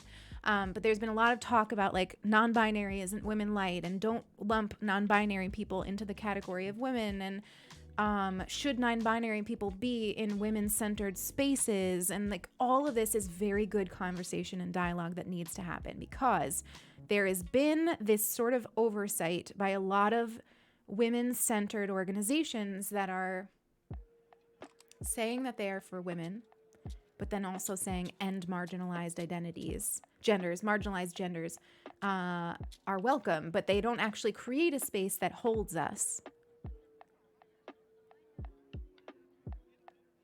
And I'm in the Women's Alliance, Twitch Women's Alliance, which is actually why I'm being featured for for Women's History Month. And I gotta say, like, I don't actually feel super supported and welcome there. It's very odd. It's very odd because like a lot of the language just ignores the fact that we're there, and then sometimes they refer to us as allies. Like it's just like it's imperfect, but I think it's just it's like a thing where like it has room to grow. It has room to grow, and I think people being vocal about it is going to make that growth happen, right? So like I felt all kinds of conflicted because honestly I've been thinking about leaving it. So it's like, well, who am I to be like representing this when I don't even feel like I really belong there most of the time. But obviously I wanted to shine. So hi Transmax, it's good to see you. Welcome in. There's all of that going on in my mind. And I started to feel like, I think Corvus, I don't know if you're still here and I don't want to call you out of lyric, but Corvus was saying something along the lines of like, I feel like I should do this to be a good representation of my identity. And I felt like I was not maybe being a good representation of my identity by taking part in Women's History Month. And then I realized that that's bogus. Like it's just bogus. Like I do not have to be an emblem of non-binary people on Twitch. In fact, I don't want to be. Like I have zero interest in that. Like I don't really want that. So I decided that. And then I started having a lot of thoughts about like the word woman in general. And actually I like the word. I don't think it fits me great anymore, but I like the word. And so I started to think about labels that we keep around because they have positive associations, but they don't really necessarily fit us anymore. And I feel like if you think about it, you probably have some of those. I can't be the only one. You know, like there's some labels that maybe they brought us to something great. The label of woman saved my life because it brought me to feminism. And I think if I had not found feminism, I would never have found queer theory. And I think if I had not found feminism, I would never have stood up for myself in ways that I stood up for myself. And I never would have changed my life in ways that I changed my life. Oh my God, really? That's so funny. And so I like the word. And I'm comfortable in it. I'm comfortable in women-centered spaces. Here's why. I love women. I love women. I think women are amazing. I am a lesbian, first and foremost. So I'm comfortable being in women's spaces, even though I'm not one, even though I'm not, so I chill in the Women's Alliance Discord, right? And like, I don't really feel like I'm captured by it, but I enjoy being there. Like I enjoy being around all those people because I I love them. I love them. And so I decided that it was okay. I don't know if anyone else thinks it's okay, but I decided it was okay.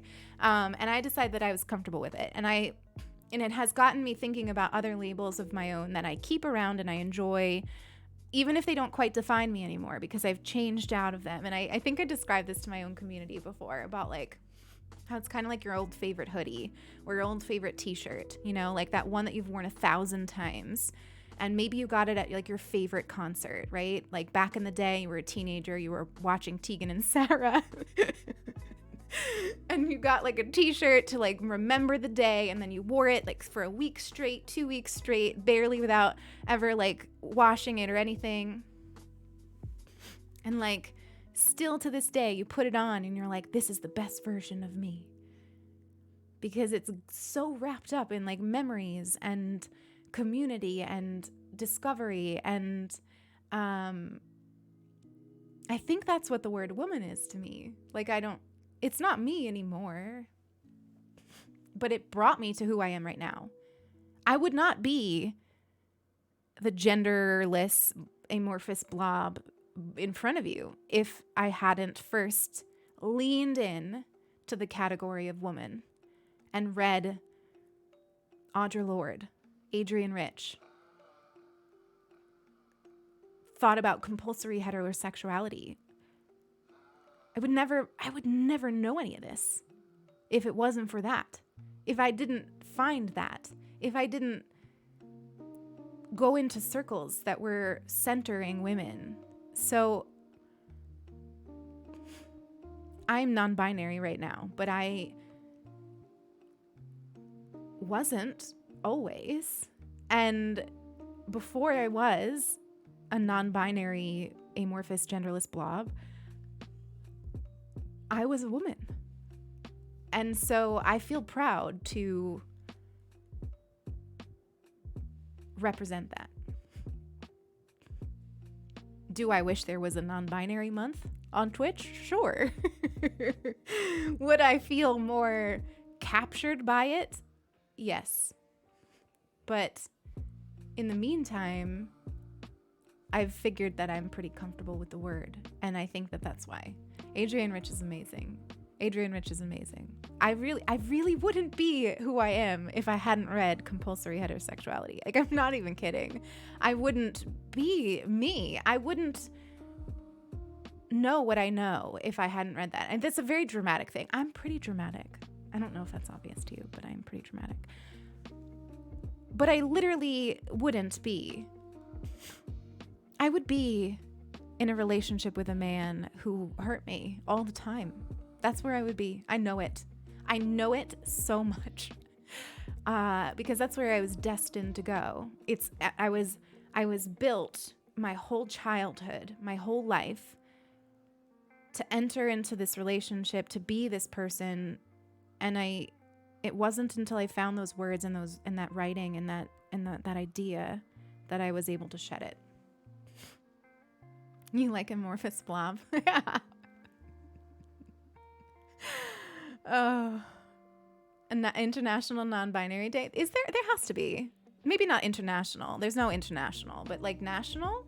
There's gotta be. There's nothing.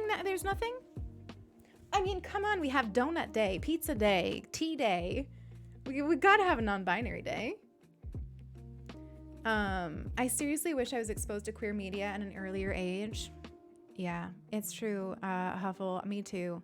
I feel like this is okay. So this is why this attack, like these structural attacks on trans youth, is such a problem, you know. And I saw this tweet the other day because there was like this time where there was so much like queerness in children's cartoons. Does anyone else feel like there was just like a moment, right? So there was like Steven Universe, there was She-Ra, there's Owl House, even Adventure Time had a little bit, you know, like there was just like this moment, like this cultural moment where there was a lot of like queer rep in children's cartoons. And I saw this tweet about how that's like not a thing anymore. And I realized that it was true. Like, all of these shows are being canceled. They were canceled. And I think that's such a problem. Because I think about what it would have meant for me to watch She-Ra as a kid and see a queer relationship central to the plot, central to saving the world. Like, can you imagine what that would have been like to see? Because I didn't see queer people growing up. And if I did see them, it was always along with this narrative from family and other people in my life of like, their life is harder. Their life is harder. They're less happy. People don't like them as much, you know? Like, it was always this idea that like, if you're that, life shines less bright. When of course the opposite is true. Like, oh my goodness, I love being a lesbian. But when I was a kid, I thought it was the worst possible thing. Because that's how it was framed to me. So can you imagine what it would be like to see yourself reflected in shows, you know, even just like this conversation, right? Like when I came out as non-binary, as genderqueer, you know, the amount of people who reached out to me to say like, oh wow, you helped me by doing that.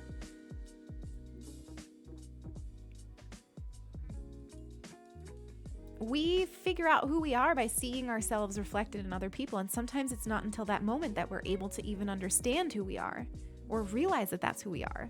So it's so important. And I hate that it's not a thing anymore. First time I saw a bisexual character on TV, I looked it up and was like, wait, this is a thing, right? Can you remember what it was? Video games have always done this for me. I'm laughing because people here who watch me all the time know this, but like, a big moment for me was Dragon Age Origins.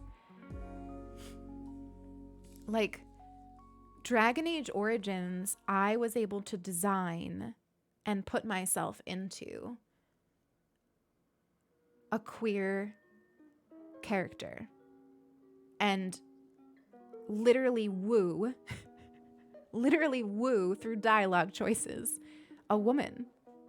That's a big deal. That was a big deal, you know? And then like The Sims, I used to create like queer couples and they would live a beautiful life together. And I made that happen in my Sims games. Stardew Valley, which we're hopefully going to play today. You can romance anyone. Regardless of your gender. You just get to romance anyone. All of them will love you. Like, there's so many games like that like, and that representation meant everything to me. As soon as queerness gets centered, the shows get ended. Well, you know what? It's so hard for the creator. Rebecca Sugar, like, what it took for Rebecca Sugar to give us what Rebecca Sugar gave us with Steven Universe was so much. It's exhausting. I feel like they burn out. Like, I don't know this for sure, but I feel like we are burning out our queer creators because it's got to be so hard, you know? Rebecca Sugar fought so hard to get two of the characters to marry. Hi, Pisces. It's so good to see you. Little me making two female Sims, right? Like, how impactful is that? Like, are there any other games that you can think of that have that? Or also just like, it doesn't even need to be sexuality. But like, here's another thing. Like, here's going back to like gender. I used to play as men. And I got to like I got to like play with masculinity, you know, like in a way that I could never at that time in my life, I could never play with masculinity in real life without it being a big deal. I remember I shaved my head fully, all the hair gone. It was when I moved out.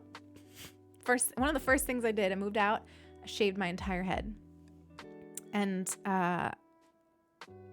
my family sat me down and asked me if I was trans. And I will always remember the conversation. You know, and so this was like a safe way for me to play with masculinity that didn't come with questions and needing to defend my choices.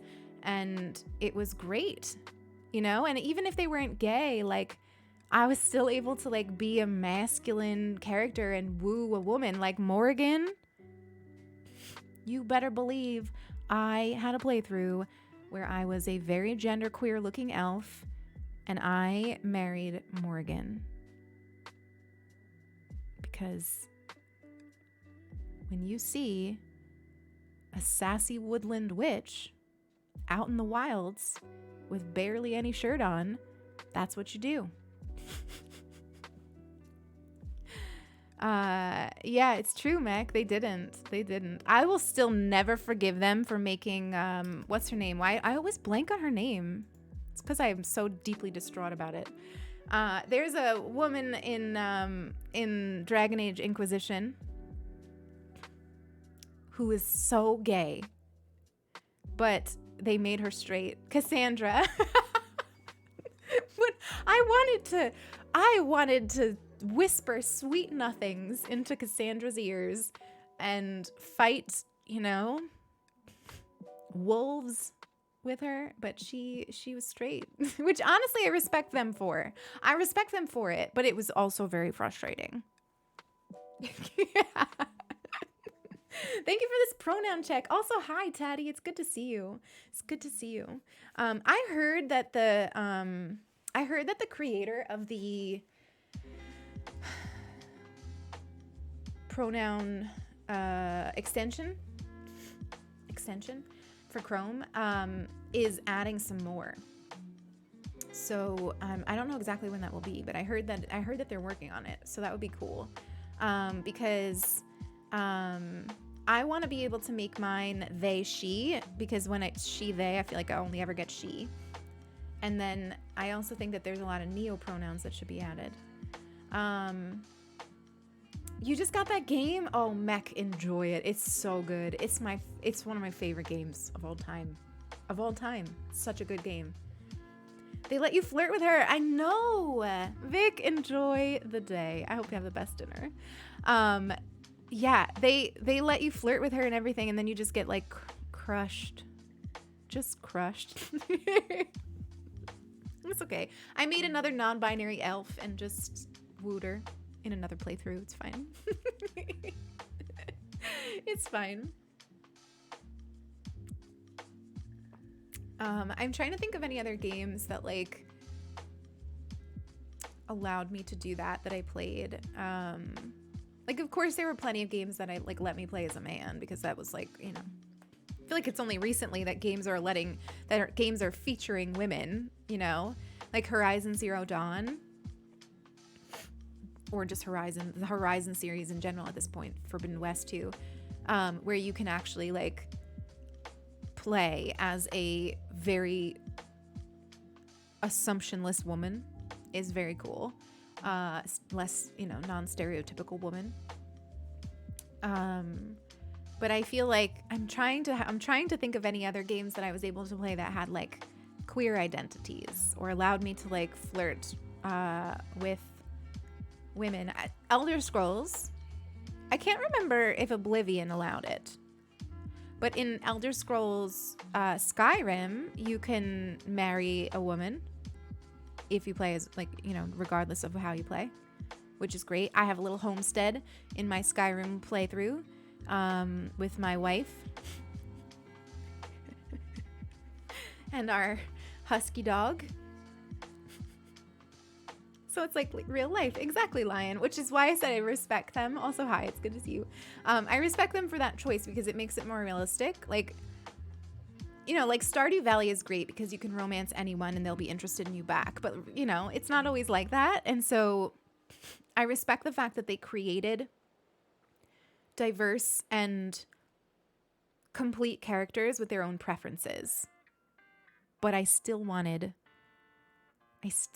to be with Cassandra. Oh, God.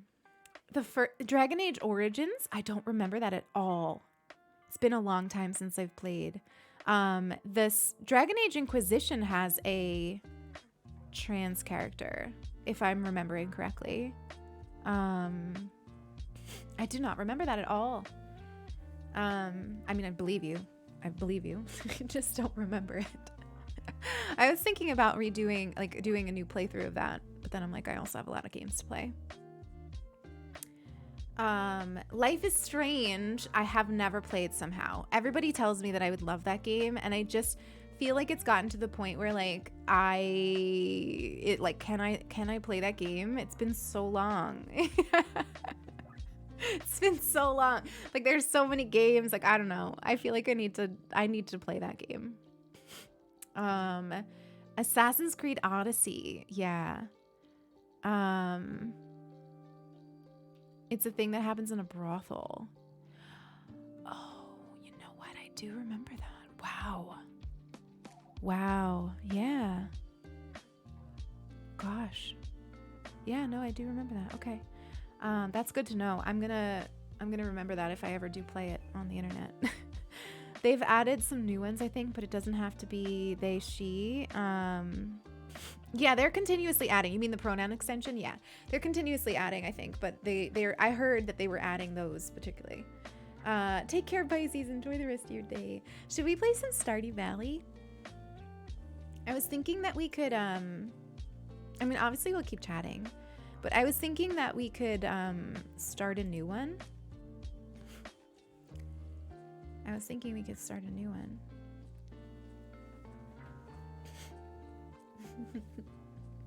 Who should we romance? I was thinking that you all could decide. You know, we won't get far in the romance today, just saying. But like, you all could, maybe we could have a vote.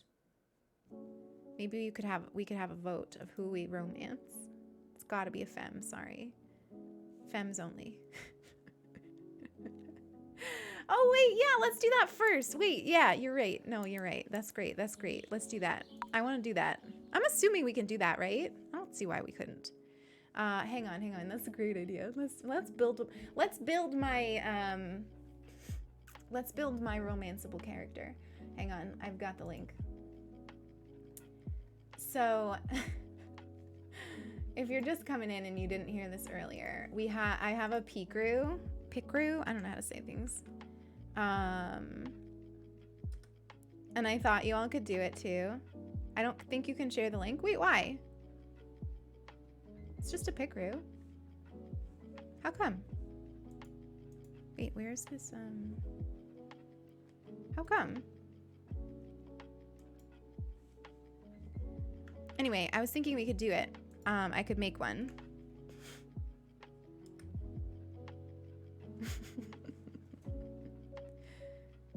Oh, I thought you meant like legally. Like oh wait, I don't have hang on. I didn't set up a screen that would let me share my screen. Hang on. Let me just add that like on here.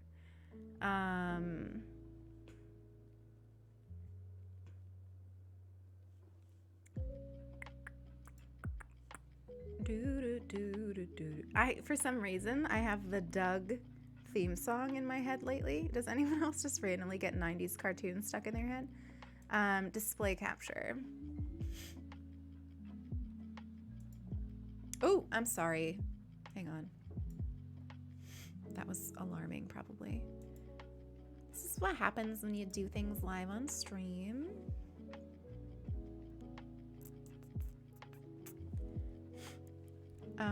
I have, yeah, Mick, I have. Not, we didn't do the full thing, just a little bit of it.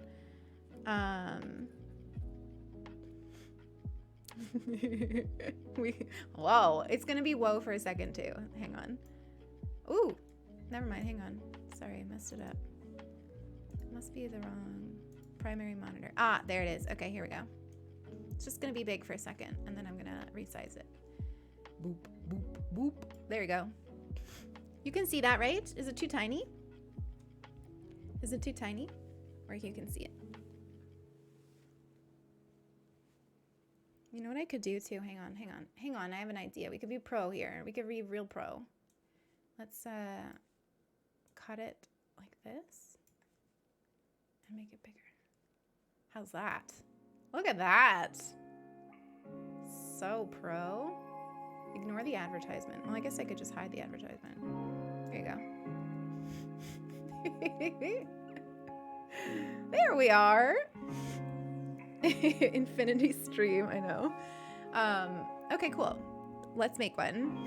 I don't know why. I just wanted to do this. I thought it was cute. So we're gonna do it. Let me put it over here. And if you want to make one, and then, you know, you can enjoy making yourself and experimenting with like your presentation if you want.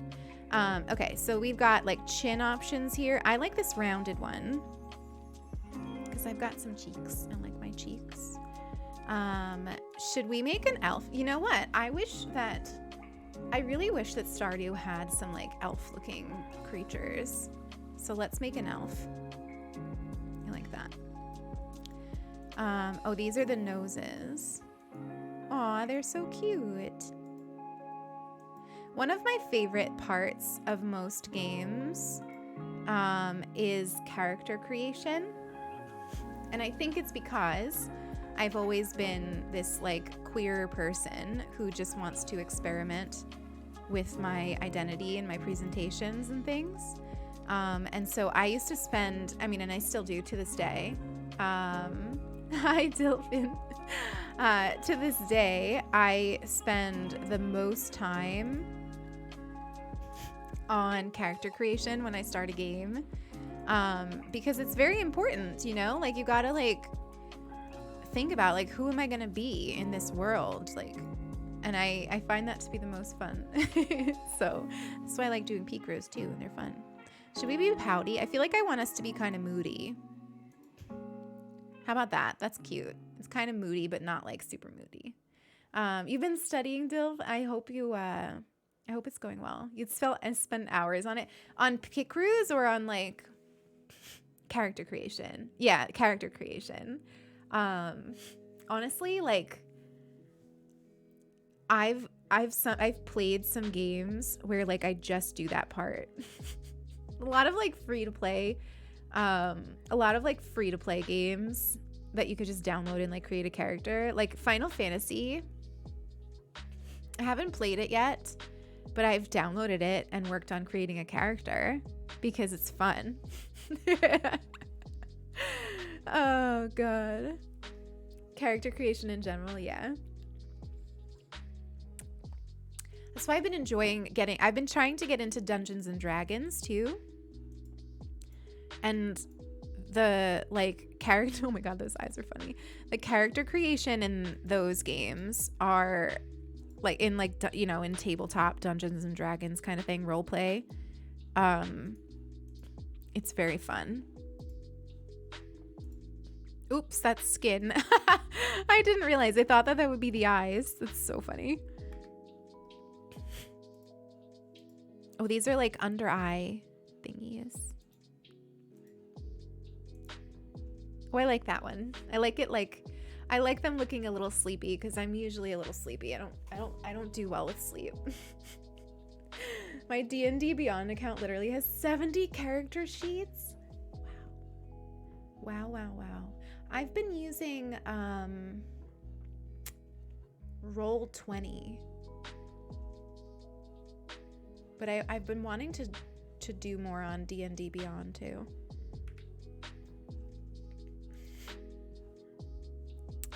I feel like we'll go back to the eyebrows because, or maybe not have any because I can't see them with the dark hair.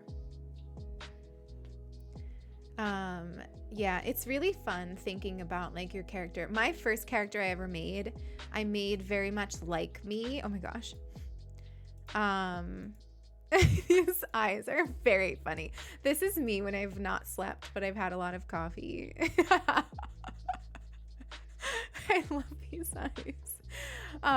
But seriously, like my first character was very, very like just me. And then I feel like I now feel like I want to try experimenting with characters that are like fundamentally different from me.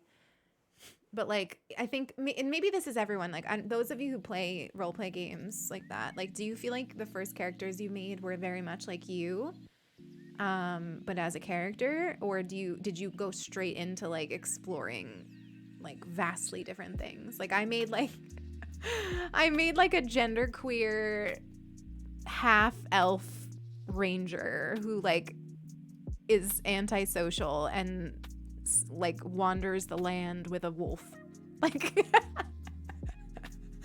I just made myself, really. I think I want to give myself these purple eyes because I want to pretend that I'm Yennefer of Vengerberg. I know very well that I could never be Yennefer of Vengerberg. I'm not anywhere cool enough, but in this situation, I'm gonna pretend that I'm Yennefer of Vengerberg. All of my characters are like me, but in different ways. Oh, that's so interesting. Yeah, I need to... So I want to work on making a fox character. Oh, these are cute. But because it's less like traditional, like I feel like I have a little trouble with it because I'm still learning D&D in general. So to pick like to make a character that's kind of like homebrewed or whatever, homegrown, I don't know what's the word, but like it feels more challenging to me. My first one was 100% me, just also magic elf. Yeah, I feel like it's just like an easier way to do it, you know? Mech loves Yennefer. You haven't played the Witcher games? Oh, I recommend them. Like, they're fun. Like, listen, like, there's probably some problematic aspects of The Witcher. So, like, you know, this is not like an endorsement that's saying, like, it's the best game ever and it's perfect. But I really loved the games. Witcher 3 is super fun. And you don't really need to, like, ideally you play the first and second one for the lore, but like if you're watching the show, you could just play Witcher 3. You'd fine. Oh, Moody. Should we make an emo? That's so funny. 10 out of 10. Already I would romance this person. As a half banshee? Wait, that's so cool. I love that. Your current character is masculine, strong, eager to fight, half orc, who rarely talks, which is the opposite of me. See, I love that. And I want to try that. I want to try making a character that's like very different from me. Just to feel like, you know, just to feel something. I kind of like these bangs. What color hair should we have? Do I want to go blonde or do we want to go like a color? I feel like, should we do lavender hair? Or pink hair. This gives me Yaimiko vibes. Anybody here play Genshin? I love Genshin Impact. It's free to play. It's free to play. This is Yaimiko. She's like a pink-haired fox woman. I like her. Let's do pink hair. Will I ever actually get pink hair for myself? Probably not. These days, I think I'm too caught up in having healthy hair to do cool things with my hair. It's the way they actually have her hair. Never heard of Genshin? Wait, really, Corvus? I love that. We're so similar. That's so funny. This is literally like Yaimiko's hair. Could make a little Yaimiko character. Kind of love it. Kind of love it. I didn't go into this thinking that I would make Yaimiko, but I'm okay with it. I never play as myself in games. It's because you're a storyteller. I love that. I love that so much. I think, yeah, I sometimes, and maybe this is like this like the part of me that like is selfish. I don't know. I feel like a lot of my characters that I make are part of me. Like, it's sort of like one part of myself that I will exaggerate in somebody else. It's either that or somebody that I want to romance. No in between. It's like I make little versions of me or somebody that I'd like to go on a picnic with in the forest and talk about books with. Oh my gosh, the emo. Oh, that's cute. Wait, I like the longer hair. She's beautiful. I kind of love her. What was I saying before about how I love women? I would totally romance this person. Sulky, don't the emotes look so good? I'm so in love with the new emotes. I don't know what these are. I don't think we need them. I like the hair as is. I think it's kind of perfect. There's so many like hair options. So many. Aw, freckles are cute. I want to do the freckles. I like the freckles. They're cute. What's all this? I don't know what this even does. I want the freckles. I like them.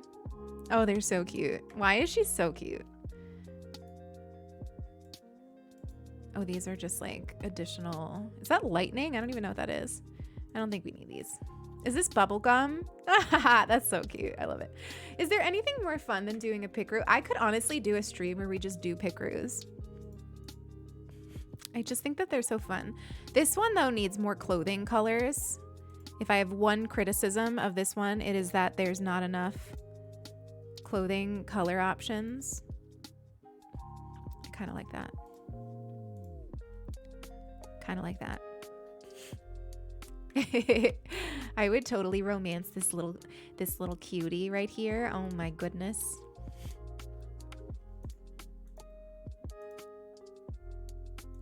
I think I like this one. It's kind of sultry. It's kind of sultry. I usually go for the cottagecore stuff, but like, I don't know. This suits them more, I think. Oh my gosh, are these piercings? We can have like an emo. Oh my goodness. Look at the earrings. You've made mine? Oh my God. Yes, I love it. I love it. I love that you're making them with me. So fun. What a Sunday activity. Just like chilling here, chatting, having some coffee, making a pickaroo.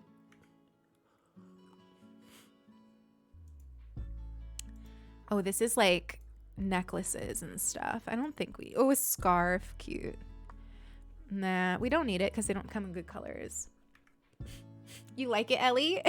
Oh, glasses or not? That's always the question. Actually, I think we won't do glasses because I like the... I feel like the glasses hide the freckles. So, no glasses. Even though I'm partial to glasses. In myself, I like them.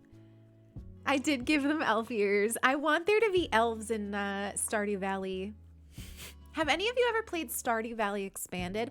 I actually thought about doing that with you today, but I wasn't able to get it downloaded. I was having some issues. So if we ever play this again on here, I will have the Stardew Valley Expanded mod up because I really want to try that. I've never played it. The bow. Oh my goodness. The bow is cute. Why? Oh my gosh. It's the way that I've made such a femme here. I love it. You can see my type coming out, you know? I'm like, oh, romanceable? Let me make this like sweet little... Hands? No, we don't need a hand. We don't need a hand. Oh, you can put them like in a chair. Oh, is that a guitar? That's so funny. I don't think I need them in a chair. I think I want them standing.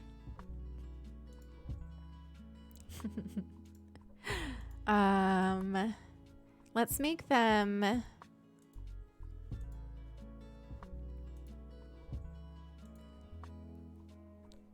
like that. Legolas, you have my bow. Oh, I love Legolas. I'm a big fan of Lord of the Rings. Like a big fan.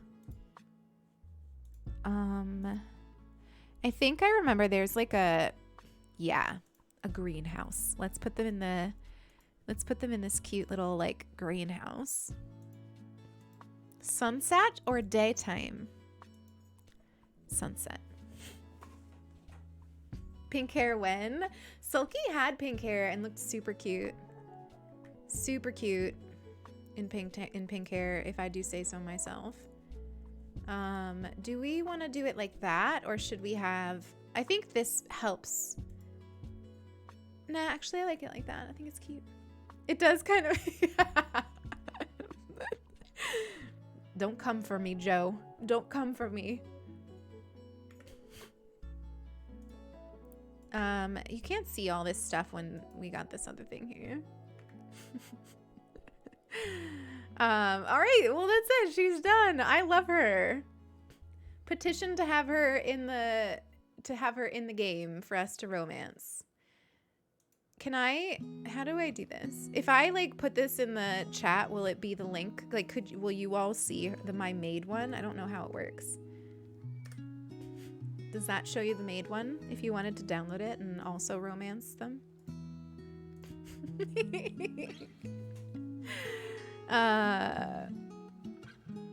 What? No, that's so cool, Ellie. Oh my gosh, really? Yeah, honestly, Sulky, you should do it. But I think if you do go pink, you should cut your hair a bit because you have a lot of hair to like dye, you know?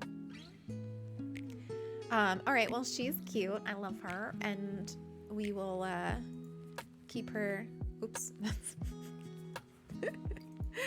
We'll keep her there. But let's at least play like we have like an hour of stream left, so I didn't leave a ton of time for Stardew, which is very me. But like we've had fun, so let's play a little bit of Stardew Valley. I think we're gonna start a new game so that like it's our game, you know. Let me turn off our music so that we can listen to the cute Stardew music. Oh, I'm sorry. I keep forgetting that I can't post in my own chat. It's very confusing. I don't know why my brain can't remember that. I'm just gonna put it in mods. I'm gonna put it in our mod chat, okay? Because I can't. My whispers don't work. Oh my goodness, the worst. Okay, let's see. Do I want to wear headphones? I think I'm okay with not hearing. My headphones hurt my ears. I mean, any of you who are part of the Discord, you could put it in there. If you want, you could send it to a mod. They'd post it and I'd take a look at it. I would love to see yours. So if you want to like whisper your links to the mods could put them in. Oh, I wish, Mech. That would be so cool, but absolutely not. I mean, maybe people who are like better at things like that than me could. Hang on, let me fix this so that you're not seeing a blank screen. Here we go. Hello? How come it's not working? Do you see the game? There it is. I was like, what's that about? I wish, how cool would that be if you could like create a character like that? I mean, we get to create our character, but it's not going to be that cute. But we get to do character creation all over again. So let's see. Do we want to have like our actual name or do we want to be like somebody else? It's loud. Oh, okay, thanks. Let me fix that. That's random. Modders probably can. Yeah, that's what I mean. I'm not that cool. Oh, we're gonna skip the intro, by the way. I've watched the intro to Stardew Valley so many times. Let's see. So, first and foremost, they do make you pick a gender in the beginning, but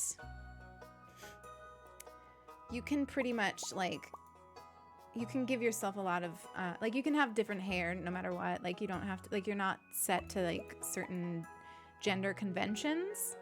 And also your gender doesn't matter in the game at all. Like it doesn't come up at all. It doesn't influence anything. You can date anyone. So like, you know, you just pick whichever one vibes the most, I guess.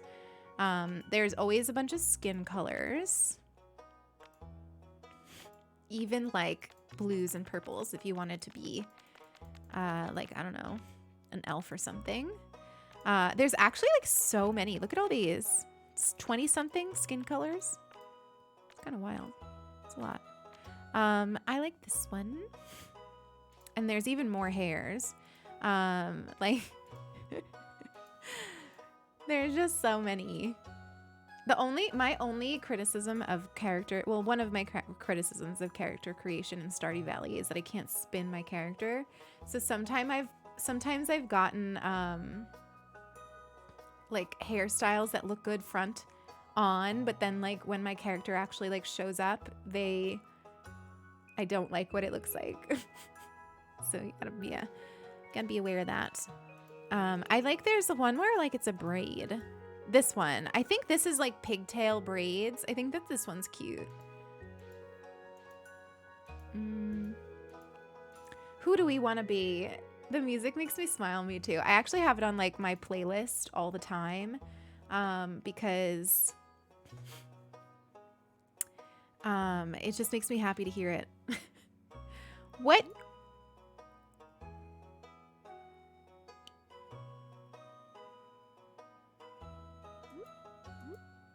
I never knew that. Do you know how many times I've played this game and I never once did that? That is so funny.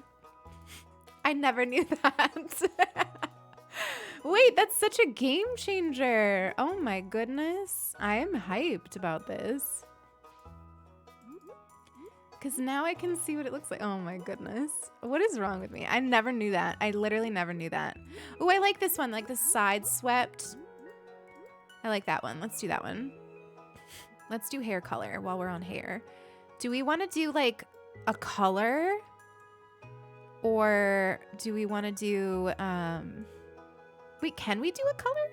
How does this work? Why am I not remembering? I thought we could. Oh, we can. Look. There we go. Why don't we make our character? Let's make our pink. Let's make her our pink one. Let's see if I can make a nice light pink. I feel like it's a little hard. I'm hearing a dog bark. I have very significant dog fever. So I'm like, oh, dog? Dog barking? Give me. Please gib. Oh, these are pants. Oops, I'm changing my pants. So like that one is kind of nice. Yeah, like that, right? Is that cute to be like that? I think that's kind of cute.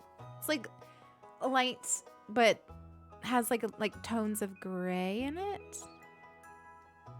That's kind of cute. I like it. Yamiko pink. It's hard to make Yamiko pink. All right, shirts. Even the shirts, I didn't realize you could spin. Oh, I love this. I love this. This is why I need to stream games, because every time I stream a game, people are like, you know you could do this, right? And I'm like, absolutely not. I had no idea I could do that. Oh, I kind of like the stripes. The stripes are kind of a vibe, but they clash a little bit with our hair. I would like the stripes in a different color, please. I would like the stripes in black and white or olive green. What's everyone's favorite color? This is such a random thing, but my favorite color is olive green. If you feel like putting in the chat what your favorite color is, you can. You do not need to feel pressured to do so. We could do like t-shirt and jeans vibe. It's a little basic, but we could do that.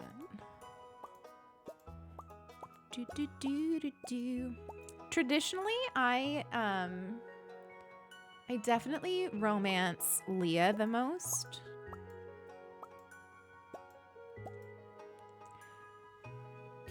But I also like Abigail. I think Abigail is cool because Abigail is like a witch, you know? And she eats amethyst.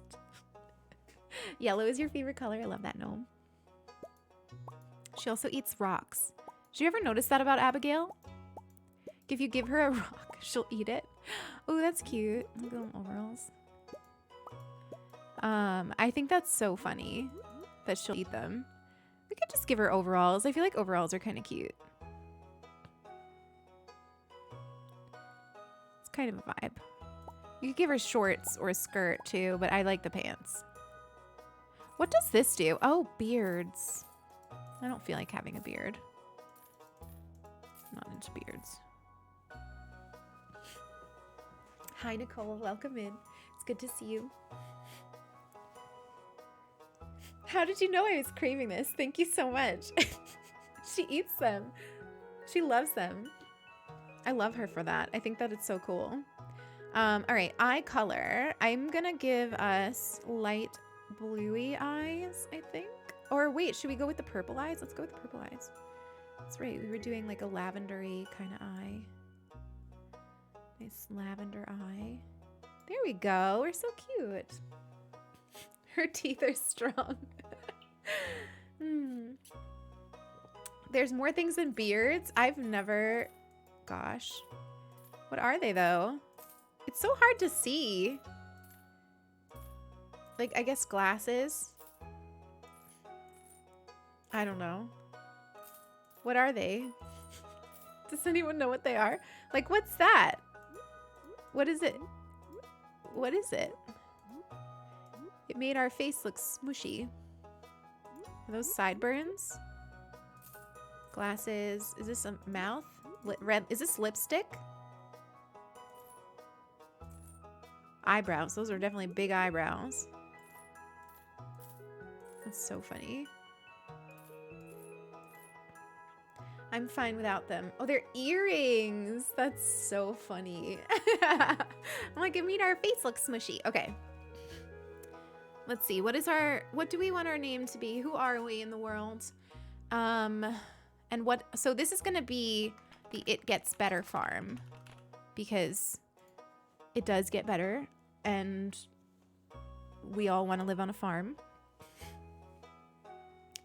I guess I'll just be me because why not? What are my favorite things? I usually put coffee. I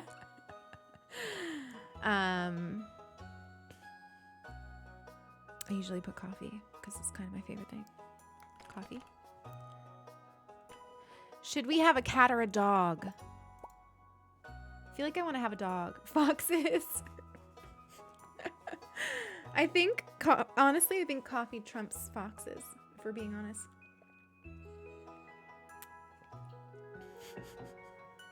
I could also put, whale sharks. Should we do that? I like this doggy with the floppy ears, right? I think that one's cute. Yeah, we're gonna do dog because I don't have a dog and I want a dog. So, the words of a caffeine addict, it's true.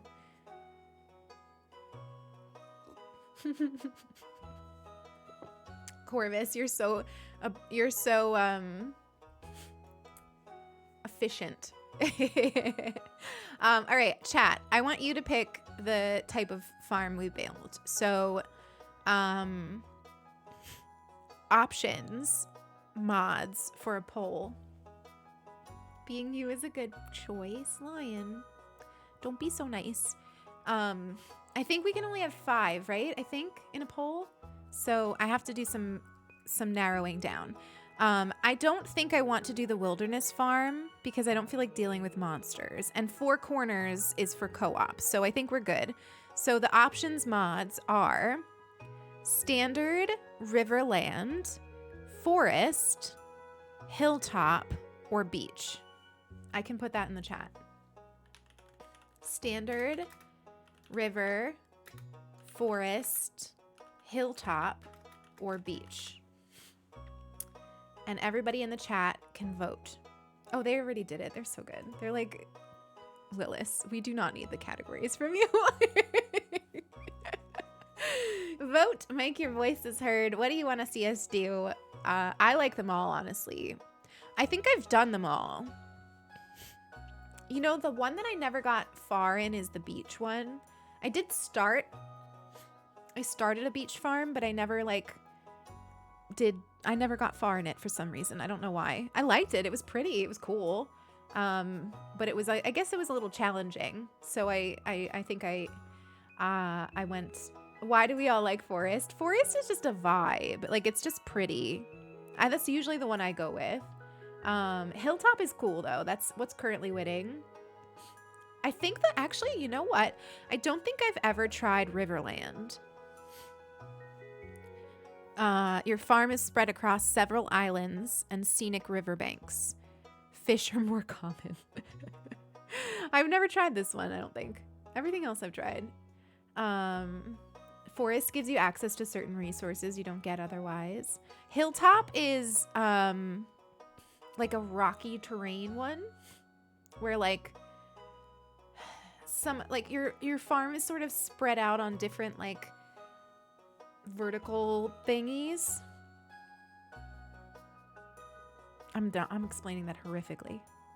But it's got rocky terrain and a winding river. And it has a mineral deposit, which is kind of helpful. I feel like the Hilltop farm is decent for like having animals as your focus and not vegetables, if that makes sense. Like, you can make cute like animal enclosures up on the hills, versus like standard farm is like your best one if you want to do like real farming, you know? Life's a beach. Oh my goodness. It looks like Hilltop is gonna win, which is pretty cute. I haven't done that one in a while, so I'm fine with that. Also, I have no mods on right now, so this is like vanilla game, which I like playing because I think that there's like a misunderstanding out there that like in order to enjoy the beauty of Stardew, you need to have mods, or that mods make the game beautiful, but the game is very beautiful without them. Like, it's a very beautiful game. There's a new, so the reason I wanted to play this in general is because there's a new game coming out by the same creator, called Haunted Chocolatier, and it's gonna be a while until it comes out. Hilltop, okay. It's gonna be a while until it comes out, but I'm so excited for it and I can't stop thinking about it, so this is our way of dealing with that. This is our way of dealing with that. Thank you for voting, friends. I didn't mean you.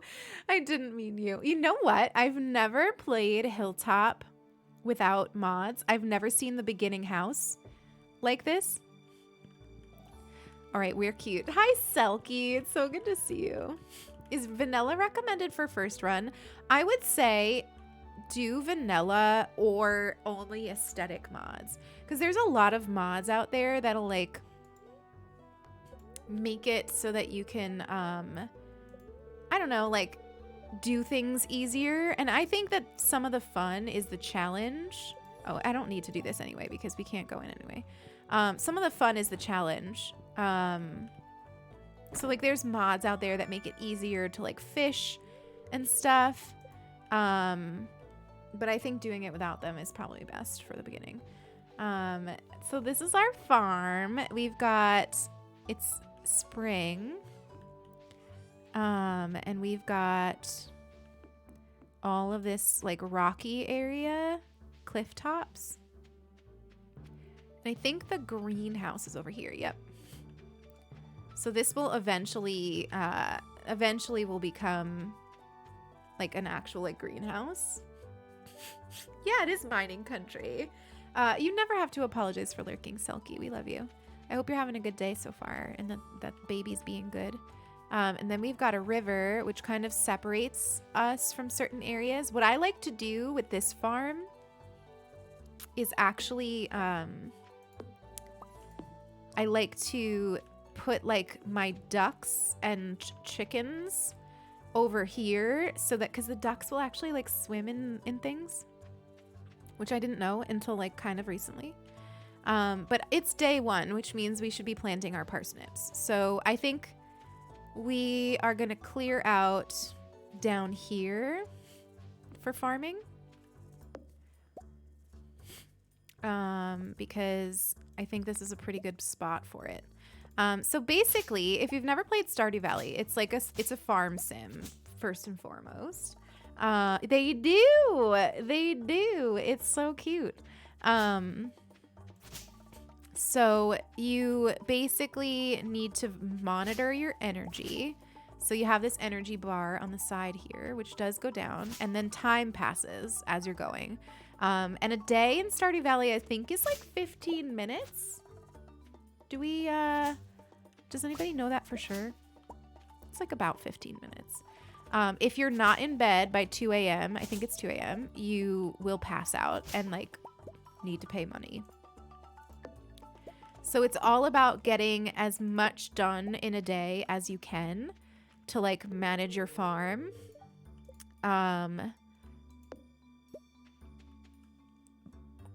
Before you run out of time and energy, which maybe makes it sound like a stressful game. And I used to think that I wouldn't like this game because I don't like games that sort of put me in a time crunch, because I usually like to play games pretty slowly and get lost in them and stuff. But what I did with this game was I let go of this need to be super efficient. And I'm just fine with it taking a while, you know? I will never do, a lot of people do like finish the community center in 1 year challenges and stuff. I won't ever do that because it's just not how I play. I admire people who do that, but I'm not going to be that person because I'm not an efficient gamer. I am a gamer with a lot of heart, but I am not efficient. So we're going to just clear out this and stop there because we don't need a lot of space right now because we don't have any money. Well, we have a little bit of money, but not a lot of money. And we only have parsnips to grow. So we're going to just clear off a little spot for them and put them in. How many do they give you again? 15. I can't math. I'm not a gay who maths, unfortunately. So my garden plots are never perfect because I can't math.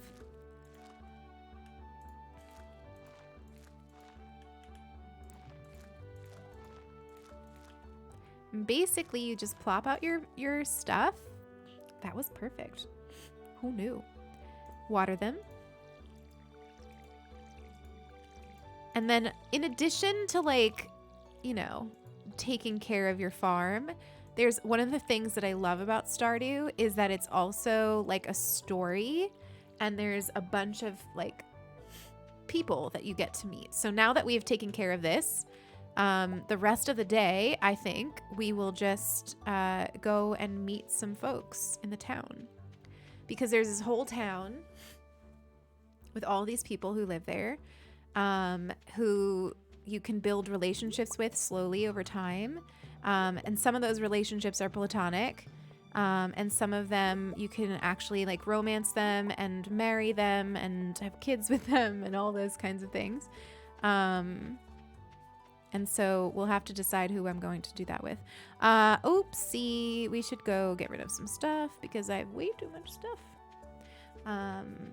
The first thing that I like to prioritize making, and I feel like we could probably make it if I can remember how to. Oopsie. How do I... There we go. Okay. Is this... We need one of these. Oh, okay, we're good. We're good. It's fine. Everything's fine. We need a storage chest. which I usually in the beginning, I just plop them around the house. Hello? Why won't it plop? There we go. Okay. You love the music. I know, it's so chill. It's so chill. Yeah. If you play on the Switch, obviously you can't mod it too. And I don't know. I really enjoy playing without mods. You definitely don't need them to like enjoy yourself. Okay, so we'll just store that stuff for now. You could also sell them if you want money in the beginning, but I don't know. I'm a hoarder. Is anyone else a hoarder in games? Like, I feel like I hang on to everything in games because I never know what I'm gonna need and what I'm gonna want. Hang on, sorry, I didn't realize I had a message from.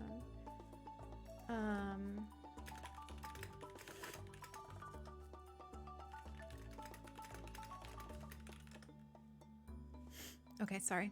I had a message from my boss. Had to answer it, and I'm not good at multitasking. Okay, so here we go. Hi, Grotch. You are a hoarder. Yeah, because that's another thing. They, like, the villagers ask for things, and like, I want to have it, you know? But I love aesthetic mods too, don't get me wrong. They're fun. My 5,000 item storage in ICNH. That's so funny. Okay, so this is how you find everybody's birthday, and ideally you give them a present. I don't know about any of you, but I can never remember to check this. I miss everybody's birthdays. Everybody's birthday. Mech, enjoy your work. It's been great having you here. Right? It's the worst. I'll be like, okay, I gotta remember that it's gonna be Lewis's birthday tomorrow, and I just forget. You only worry about Penny. I know Silky loves Penny. I can already see that none of the ones I want to romance are on here. I don't like Haley. I'm sorry. I don't like Haley. Emily is cute, but I don't think I want to romance her. I'm feeling like we should, on the It Gets Better farm, I feel like we should romance Abigail. Because, like, embrace your weirdness and all that, you know? Although I agree. I don't remember who said it, but I do agree that Maru is cute. So maybe, I don't know. Let's say hi to Maru. My tummy just grumbled. Yeah, I don't like Haley. I don't know what it is. Aren't you the one who just moved in? I'm Maru. I've been looking forward to meeting you. I bet you have. I love that this is just like a town filled with queer people.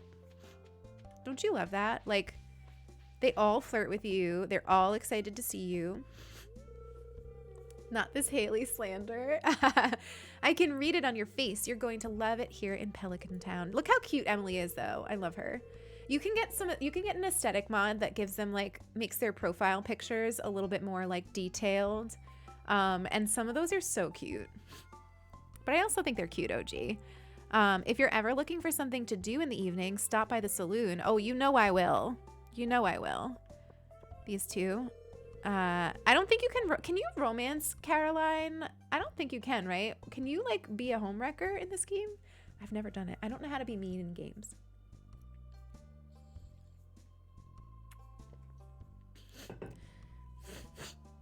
I'm Caroline. Okay. You can't. Okay. You aren't exactly how I imagined, but that's okay. I'm Jody. I like your hair, Jody. Very cute.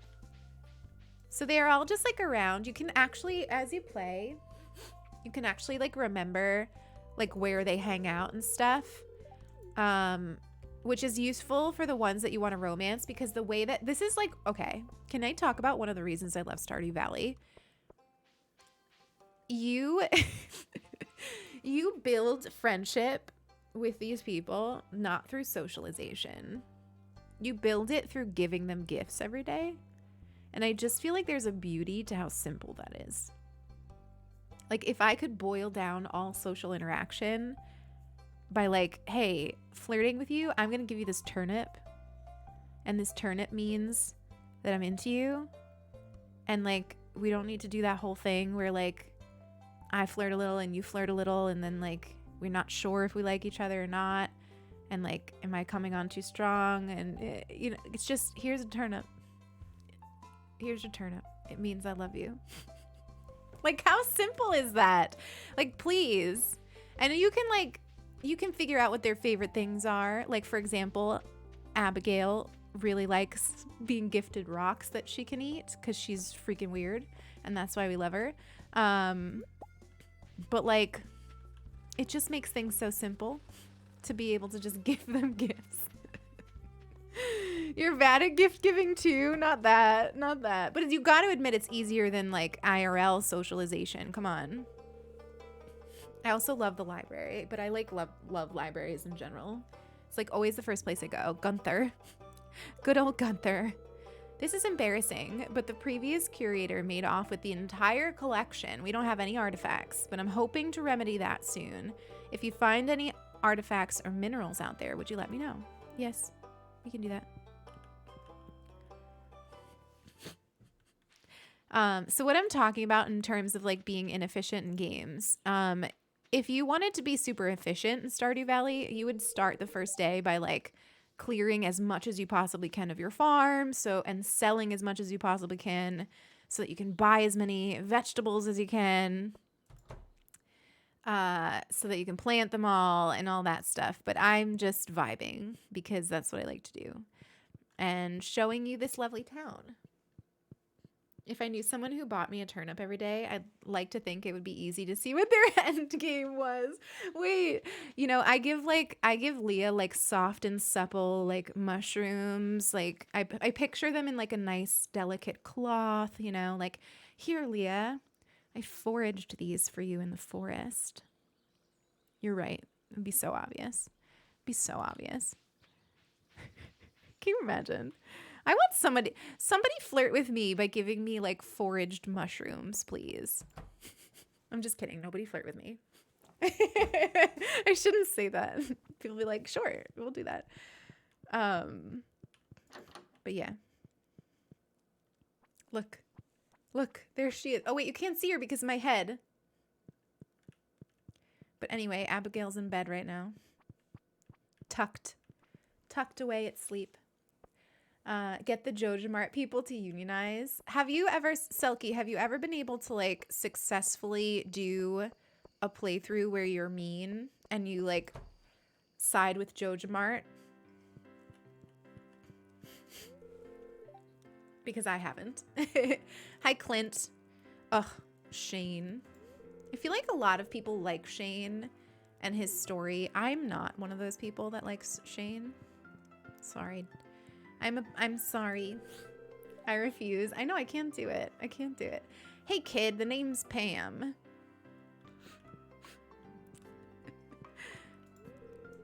Hi Gus. We already saw Emily.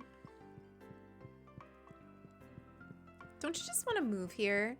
I mean, I can't be the only person who has like dreams of just like abandoning everything and moving to like a really remote town where like maybe the people that live there are not exactly your vibe, but like there's not a lot of them and you can just live your life on your farmstead. How many drinks today, ma'am?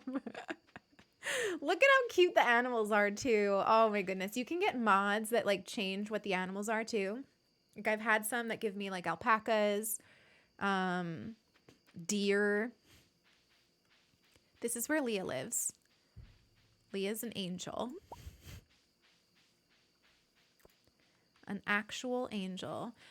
If you are thinking, like, if you've never played this game and you want to like, and you want some tips, I don't know. One of the best things you can do when you first start playing is catch fish, because I don't even know if we can actually get home this way, truly, because it's gonna be a bit of a puzzle, but we can try. Because fish are great and you can like sell them for a good amount of money. Oh, look, we can't get home that way. Oh man, it's not good.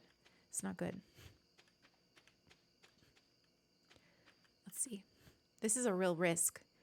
We're taking a real risk on our first day on the farm. I hope you are ready. I don't know what's in the way there. Oh, Oh, we might be all right. We might be good. We might be okay. You can buy a beginner rod. That's true. It makes it so that I think, so the beginner rod, Ellie, I think makes it so that you don't get rare fish, but it makes fishing easier. And one thing to know about fishing is that, we made it. It actually gets easier as you do it. So, like I thought fishing was always going to be horrible and like hard. And I thought people were getting better at it because they just like were practicing, but you actually just like as you level up your fishing skill, like fishing just gets easier. Which is good to know because like sometimes I'll see people be like, "Oh, fishing gets easier." And I'll think that they just get easier and I'm like, "But wait, you don't understand. Like I don't get better at things." But like it gets so much easier. It gets so much easier. So that was day 1. We did nothing. We did nothing. I know. The time does go fast. Wait, do you mean in real life? I thought you were in my time zone. It's still very light out. Just got back from the fishing trip. You should come down to the beach. There we go. Let's go get our fishing pole. Perfect, Willie. Before we do that though, I should have probably sold some stuff yesterday. Let's sell these. And put these away. And then let us water our plants. It started. Okay. I was like, I thought that. And then I was like, wait, maybe you mean in real life. You never know. One of the things I love about Twitch is how I have connected with people from all over the world.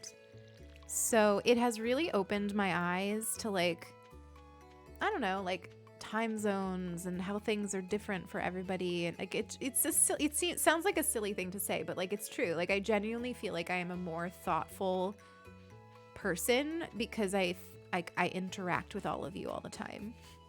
And like it's really fun to learn about like different places. Nicole, you've never played this game? I feel like you would like this game. Nicole, I feel like you would really like this game. Just from what I know about you. What are we doing? We're going down to the beach. Time zones suck. I know. They're rough. It's hard because like a lot of times when I'm winding down for the night and I have a lot of time to like chat is when like a lot of you are going to bed. And I'm like, oh, but like I want to chat now, you know? Or like play a game with you or, you know, play Genshin. Ahoy there, miss. I guess there is some gender in it. I lied. In the beginning, I was like, oh, the gender you picked doesn't mean anything. But that's not true because he just called me miss. Yeah, Nicole, my advice for that is to just abolish all attempts at being efficient. Like literally. Like there is no reason to be efficient in this game because it doesn't matter if it takes you like 20 years or a billion years or 2 years, like in-game years to like finish it, you know? Like there's really no timeline. Everyone's asleep when I'm most active in Discord. Yeah, I know. It's rough out there. Heard there was a newcomer in town. Good to finally meet ya. You gonna give me something? I'm still trying to unwind from a month out on the salty seas. I like Willie though. Even though he called me miss, I like him. I sold a lot of good fish. Finally saved enough to buy me a new rod. I feel like the birds outside today are so chatty. Honestly, no, I guarantee you Sulky's awake. Sulky stays up so late that she spans multiple time zones. I want you to have my old fishing rod.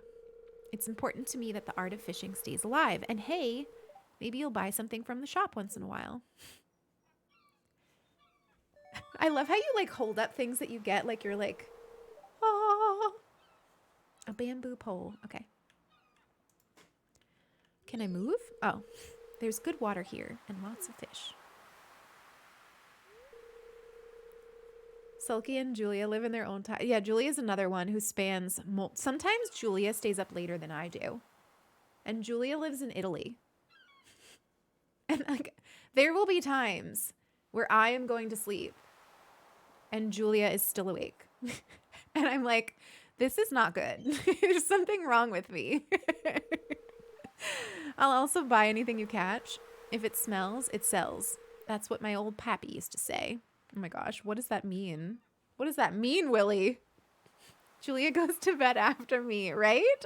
Same. Sometimes. Not all the time, but sometimes. Probably yesterday. I went to bed so early yesterday. Okay, hang on. I'm going to go on BRB just for a second. I need to run and pee, okay? So I'll be back in like 2 seconds, not long. My bathroom is right there. Okay? BRB.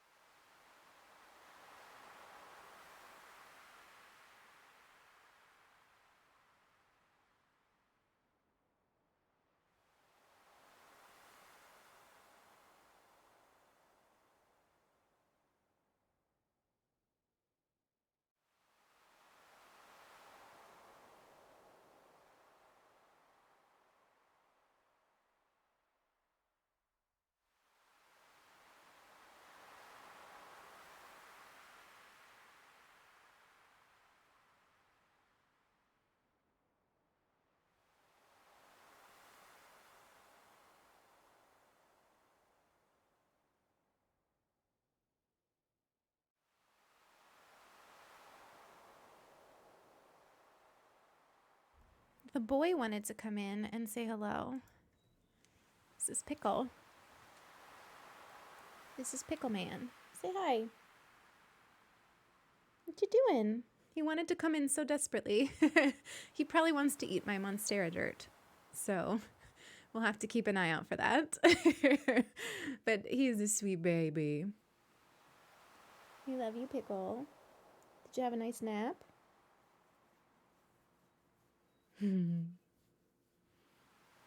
The best boy, right? The best boy. I think he might have just woken up.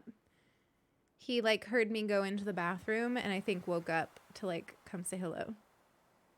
You good boy. He was eating so much this morning. I was very happy. It was like I fed him his like wet food and then he wanted some more food and I was like, oh, you can have it. You can have as much as you want, baby. All right. Go hang out, but please do not eat any dirt. Okay? I'll see you in the screen if you do.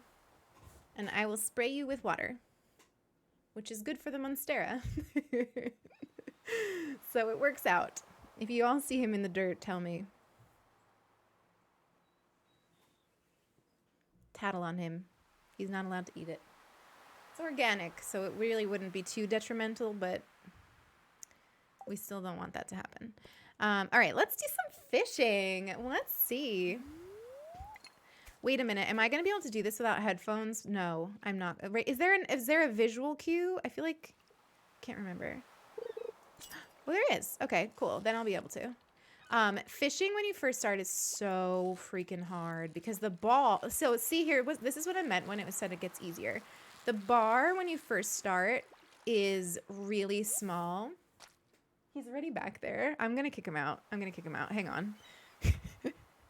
The bar is really small, but it gets bigger as you get better at fishing. Okay, so real quick BRB just to kick my cat out of the room.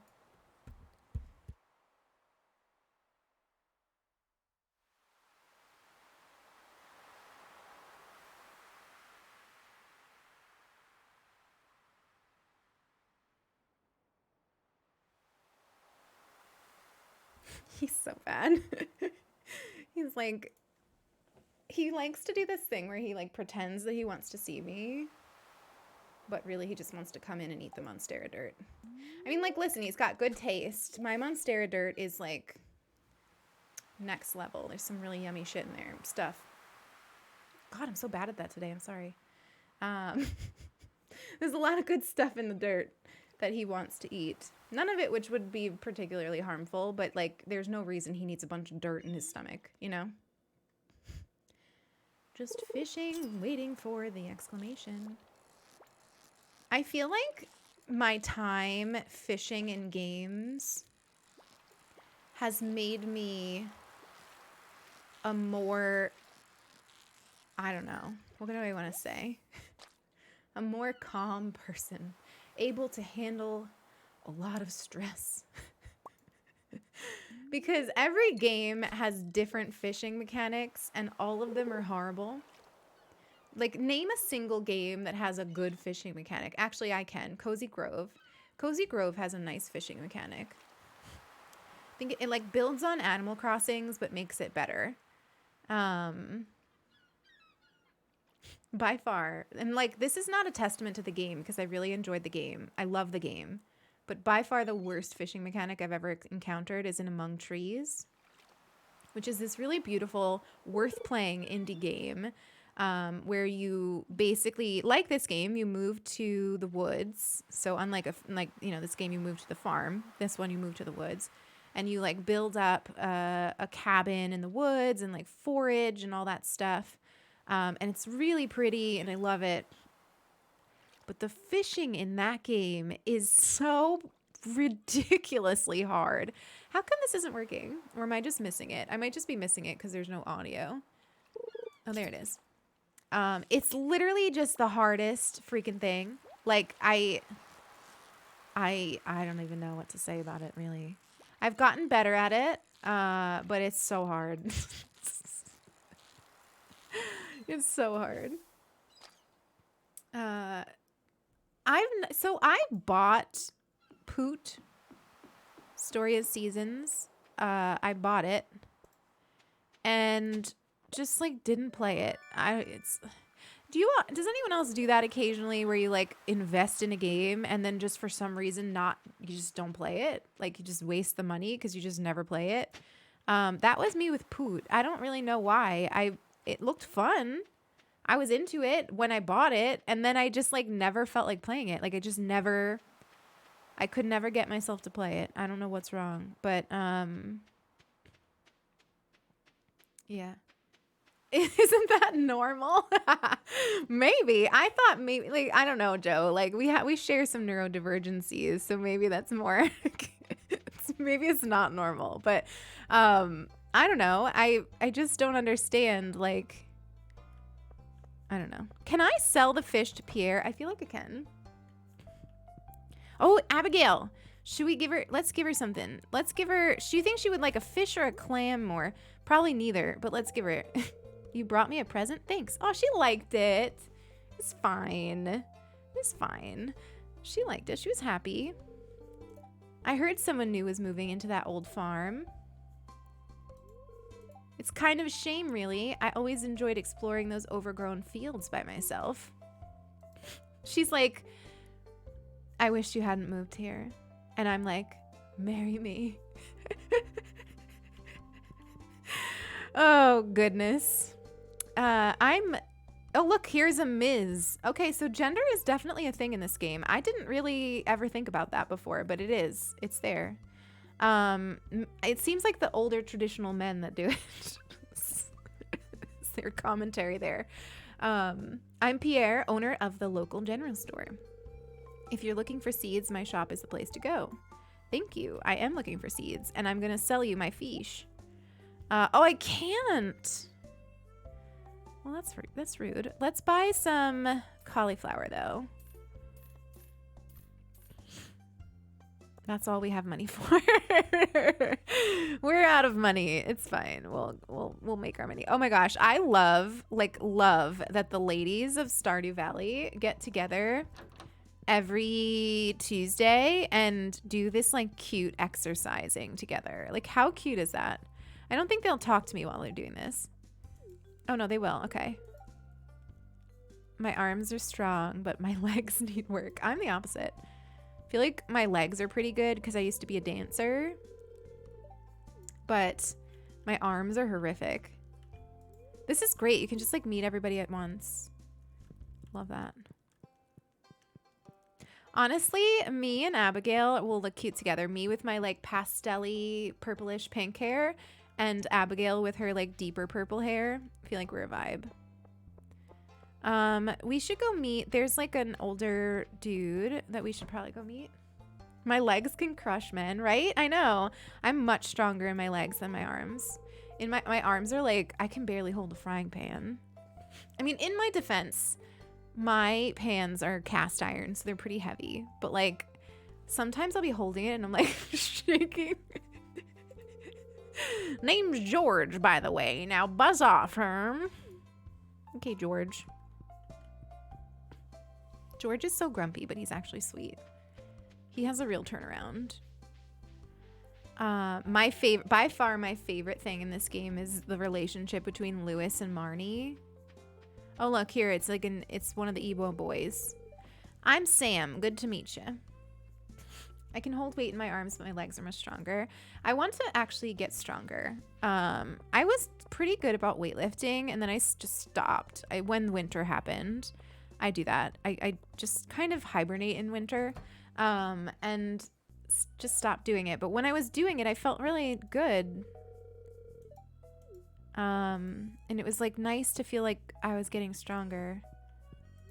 Not me just like interrupting their doctor's appointment right now. I'm like, hi, let me just come into the room while you're having a checkup. You're gonna compete in weightlifting? That's so cool, Joe. What a great goal to set for yourself. I love that. Bet you Haley's up here. I feel like Haley hangs out. Look at that. I'm so good at this. Haley, I'm not going to give you a gift because I don't like you. All right, we need to go back home because I've got no room in my stuff. That's really cool. I like that a lot. I like that a lot.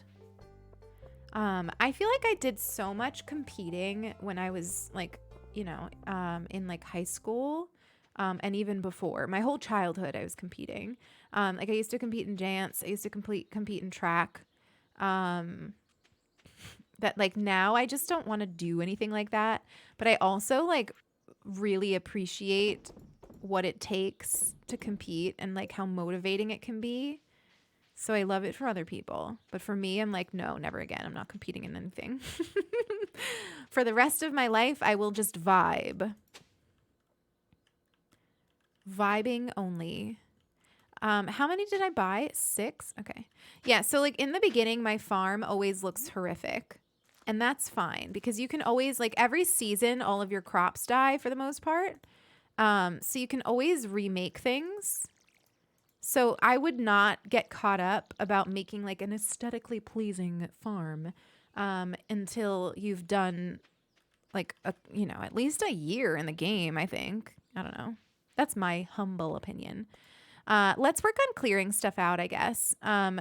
So one of the things that I like to get first is a silo, because when you have a silo, anytime you cut this grass up here, it turns into feed for your animals. And I think I want to make this farm like an animal-centered farm.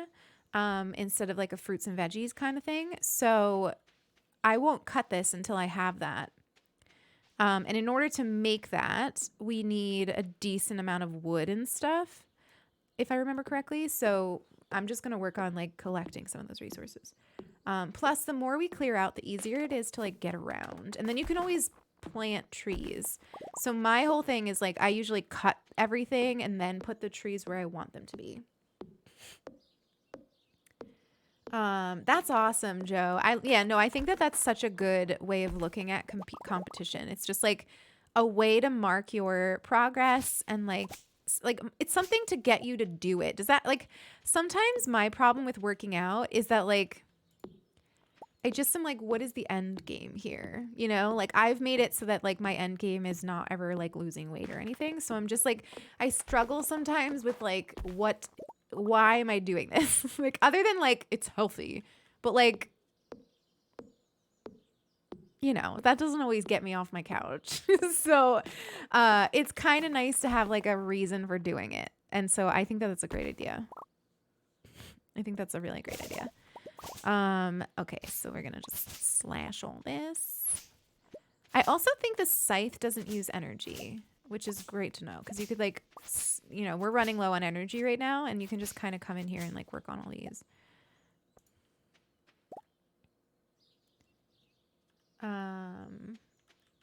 I also love Joe. We all do, even those that are just meeting Joe. Take care, Isla. Please feel better. Please feel better. All right, so we've done a decent job of clearing out the wood. And oh, I'm starting to feel exhausted. Okay. You don't want to pass out. That's what you don't want to do. It's kind of like real life. Don't overexert yourself so that you pass out. Remember to hydrate. Remember to hydrate and take breaks. And if you are out of energy at 9 p.m., go to bed at 9 p.m. That's kind of the vibes of Stardew Valley. But it's nice that the scythe doesn't actually take up any energy. So you can just like spend, if you have leftover time in the day but not any more energy, you can come through and just take care of all your weeds. All right, let's put some stuff away. My cat is snoring. My other cat, Moon, not Pickle, who was in here before I kicked him out, but Moon is up at the window and he's snoring very loud. If you go lay in your bed and it asks if you want to sleep and say no. Really? I never knew that either. I'm learning so much about this game that I've played a million times. That's so funny. I didn't know that. So like if I say no, wait, that didn't do anything. It didn't do anything. My energy or health? Health is different. Do you mean health? Well, you said health, so probably. Oh, it works in co-op. Okay. Ooh, look, we got level 1 foraging. We're foraging pros. You have to leave it. Oh, okay. Interesting. So we did a pretty good job today. Look at that. 380 gold. We can buy some more cauliflower, I think. I'm laughing that we're going to get to like 4 days of Stardew Valley because we talked so much today. But I enjoyed our conversations a lot, so I'm hoping that you did too. We're here to connect anyway. It's not all about the game. It's raining, which means we don't have to water our crops. You just keep the screen up and it'll go up. Oh, interesting. Yeah, co-op is a little bit different. Co-op is super fun though. I've never like continued a co-op game. I've like, you know, Sulky and I have done some, like I've done some, but like it's hard to keep up with because you have to like, I don't know. It's just like hard to keep up with. You kind of have to be on voice chat, I think. Because you really need to like talk about what you're doing. But oh, look, there's little quests, right? Looking for flounder. I don't have that, but I'll try. I'll try. Rainy days is a great day to go fishing. So we should probably just do that because we don't have to water our crops. And the mine isn't open yet. So we could just do that. But wait, I wanted to buy what time does the store open? Let's just go down here and fish here, and then we can go to the store.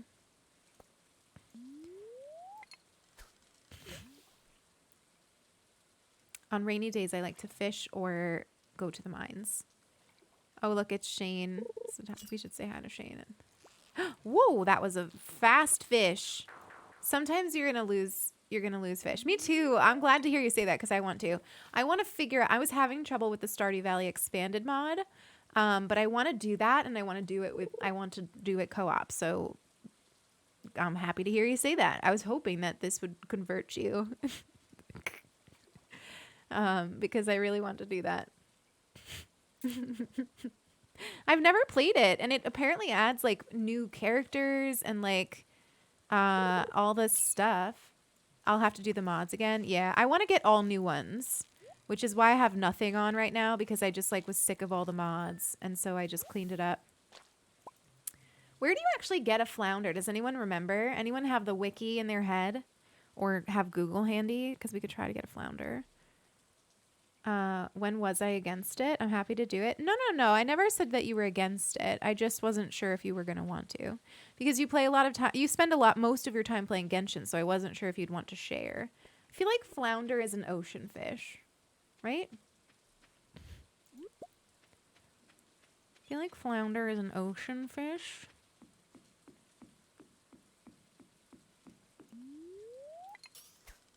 Ocean 6 to 8. Okay. That means it's 6 a.m. to 8. Okay, so this could be it could be today. Let's see if we can get one. Let's see if we can get a little fish. Oh, Taddy, thank you. I appreciate you. Oh my goodness. Come on, I want it. Don't. We've come so far. And in the end, it doesn't even matter. Anyone else stressing while they fish in Stardew Valley? Because I do. Oh my goodness. All that for a sardine. Okay. Come on. Now is the time. Flounder. I feel like I'm going to look away for 2 seconds and the little exclamation is going to happen. There we go. It's quite hard to play this without audio, but my headphones have been really hurting my ears. So I knew today was a day where I didn't really need to rely on alerts too much.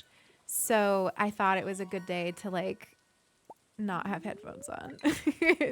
Give my ears a little break.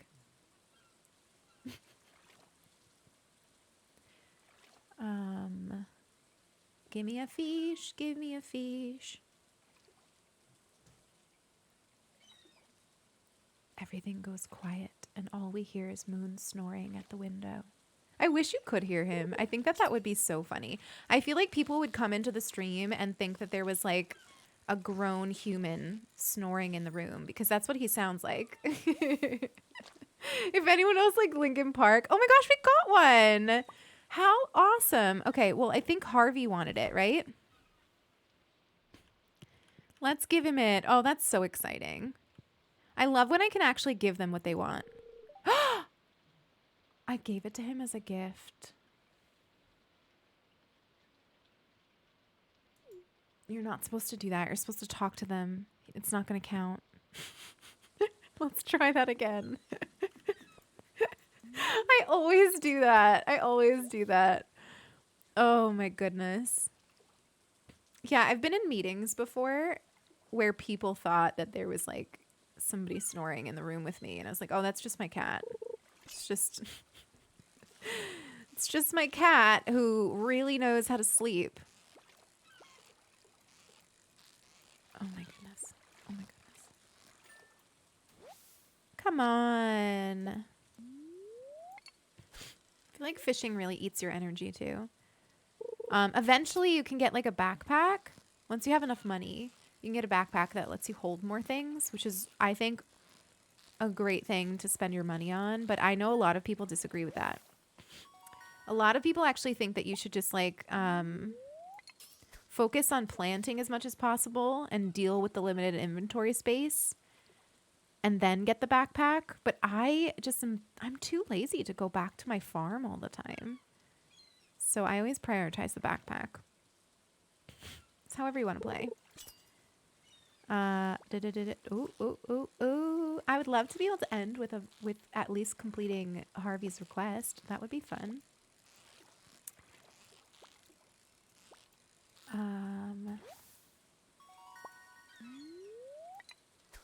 great for hoarders. It's true. Oh, seaweed. I don't have anywhere for it. I don't have anywhere for it. It's fine. I'm going to keep going for the flounder. And if we get one, I'll just get rid of one of the other fish.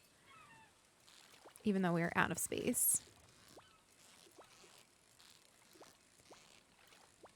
I feel like Moon heard me because now he's awake and grooming.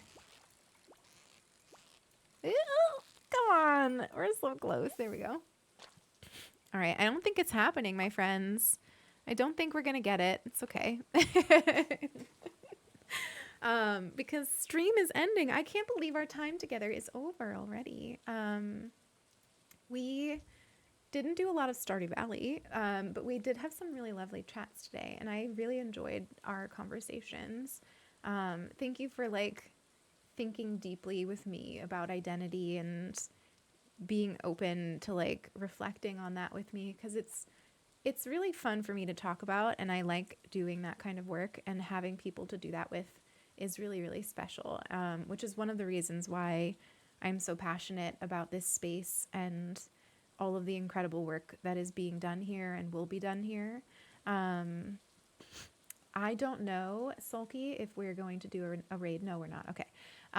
But I want to end by just reminding you that applications are open for ambassadors and affiliates. So if you stream and you want to take part in this incredible adventure that is It Gets Better Twitch, you should definitely do that. You'd be in very excellent hands. And I also just want to remind you that your identity, your labels, you, look at it like an adventure, you know? Have fun exploring it. Take the weight of it off. Take the weight of it off. Don't feel like you are going to disappoint people or not measure up to the boxes or whatever thing is stopping you from exploring yourself or exploring a certain identity. You do not need to be a perfect emblem of an identity to be it. And I think the more we all recognize that there is a lot of nuance in all of the labels that we have for ourselves, the happier and more accepting we will be of each other. So have fun, explore your identity, explore pronouns, get yourself, hang out here where you'll be affirmed in those decisions and in those choices and in those changes, and enjoy the heck out of it because it's a lot of fun. I had so much fun hanging out with y'all today. Thank you for everything.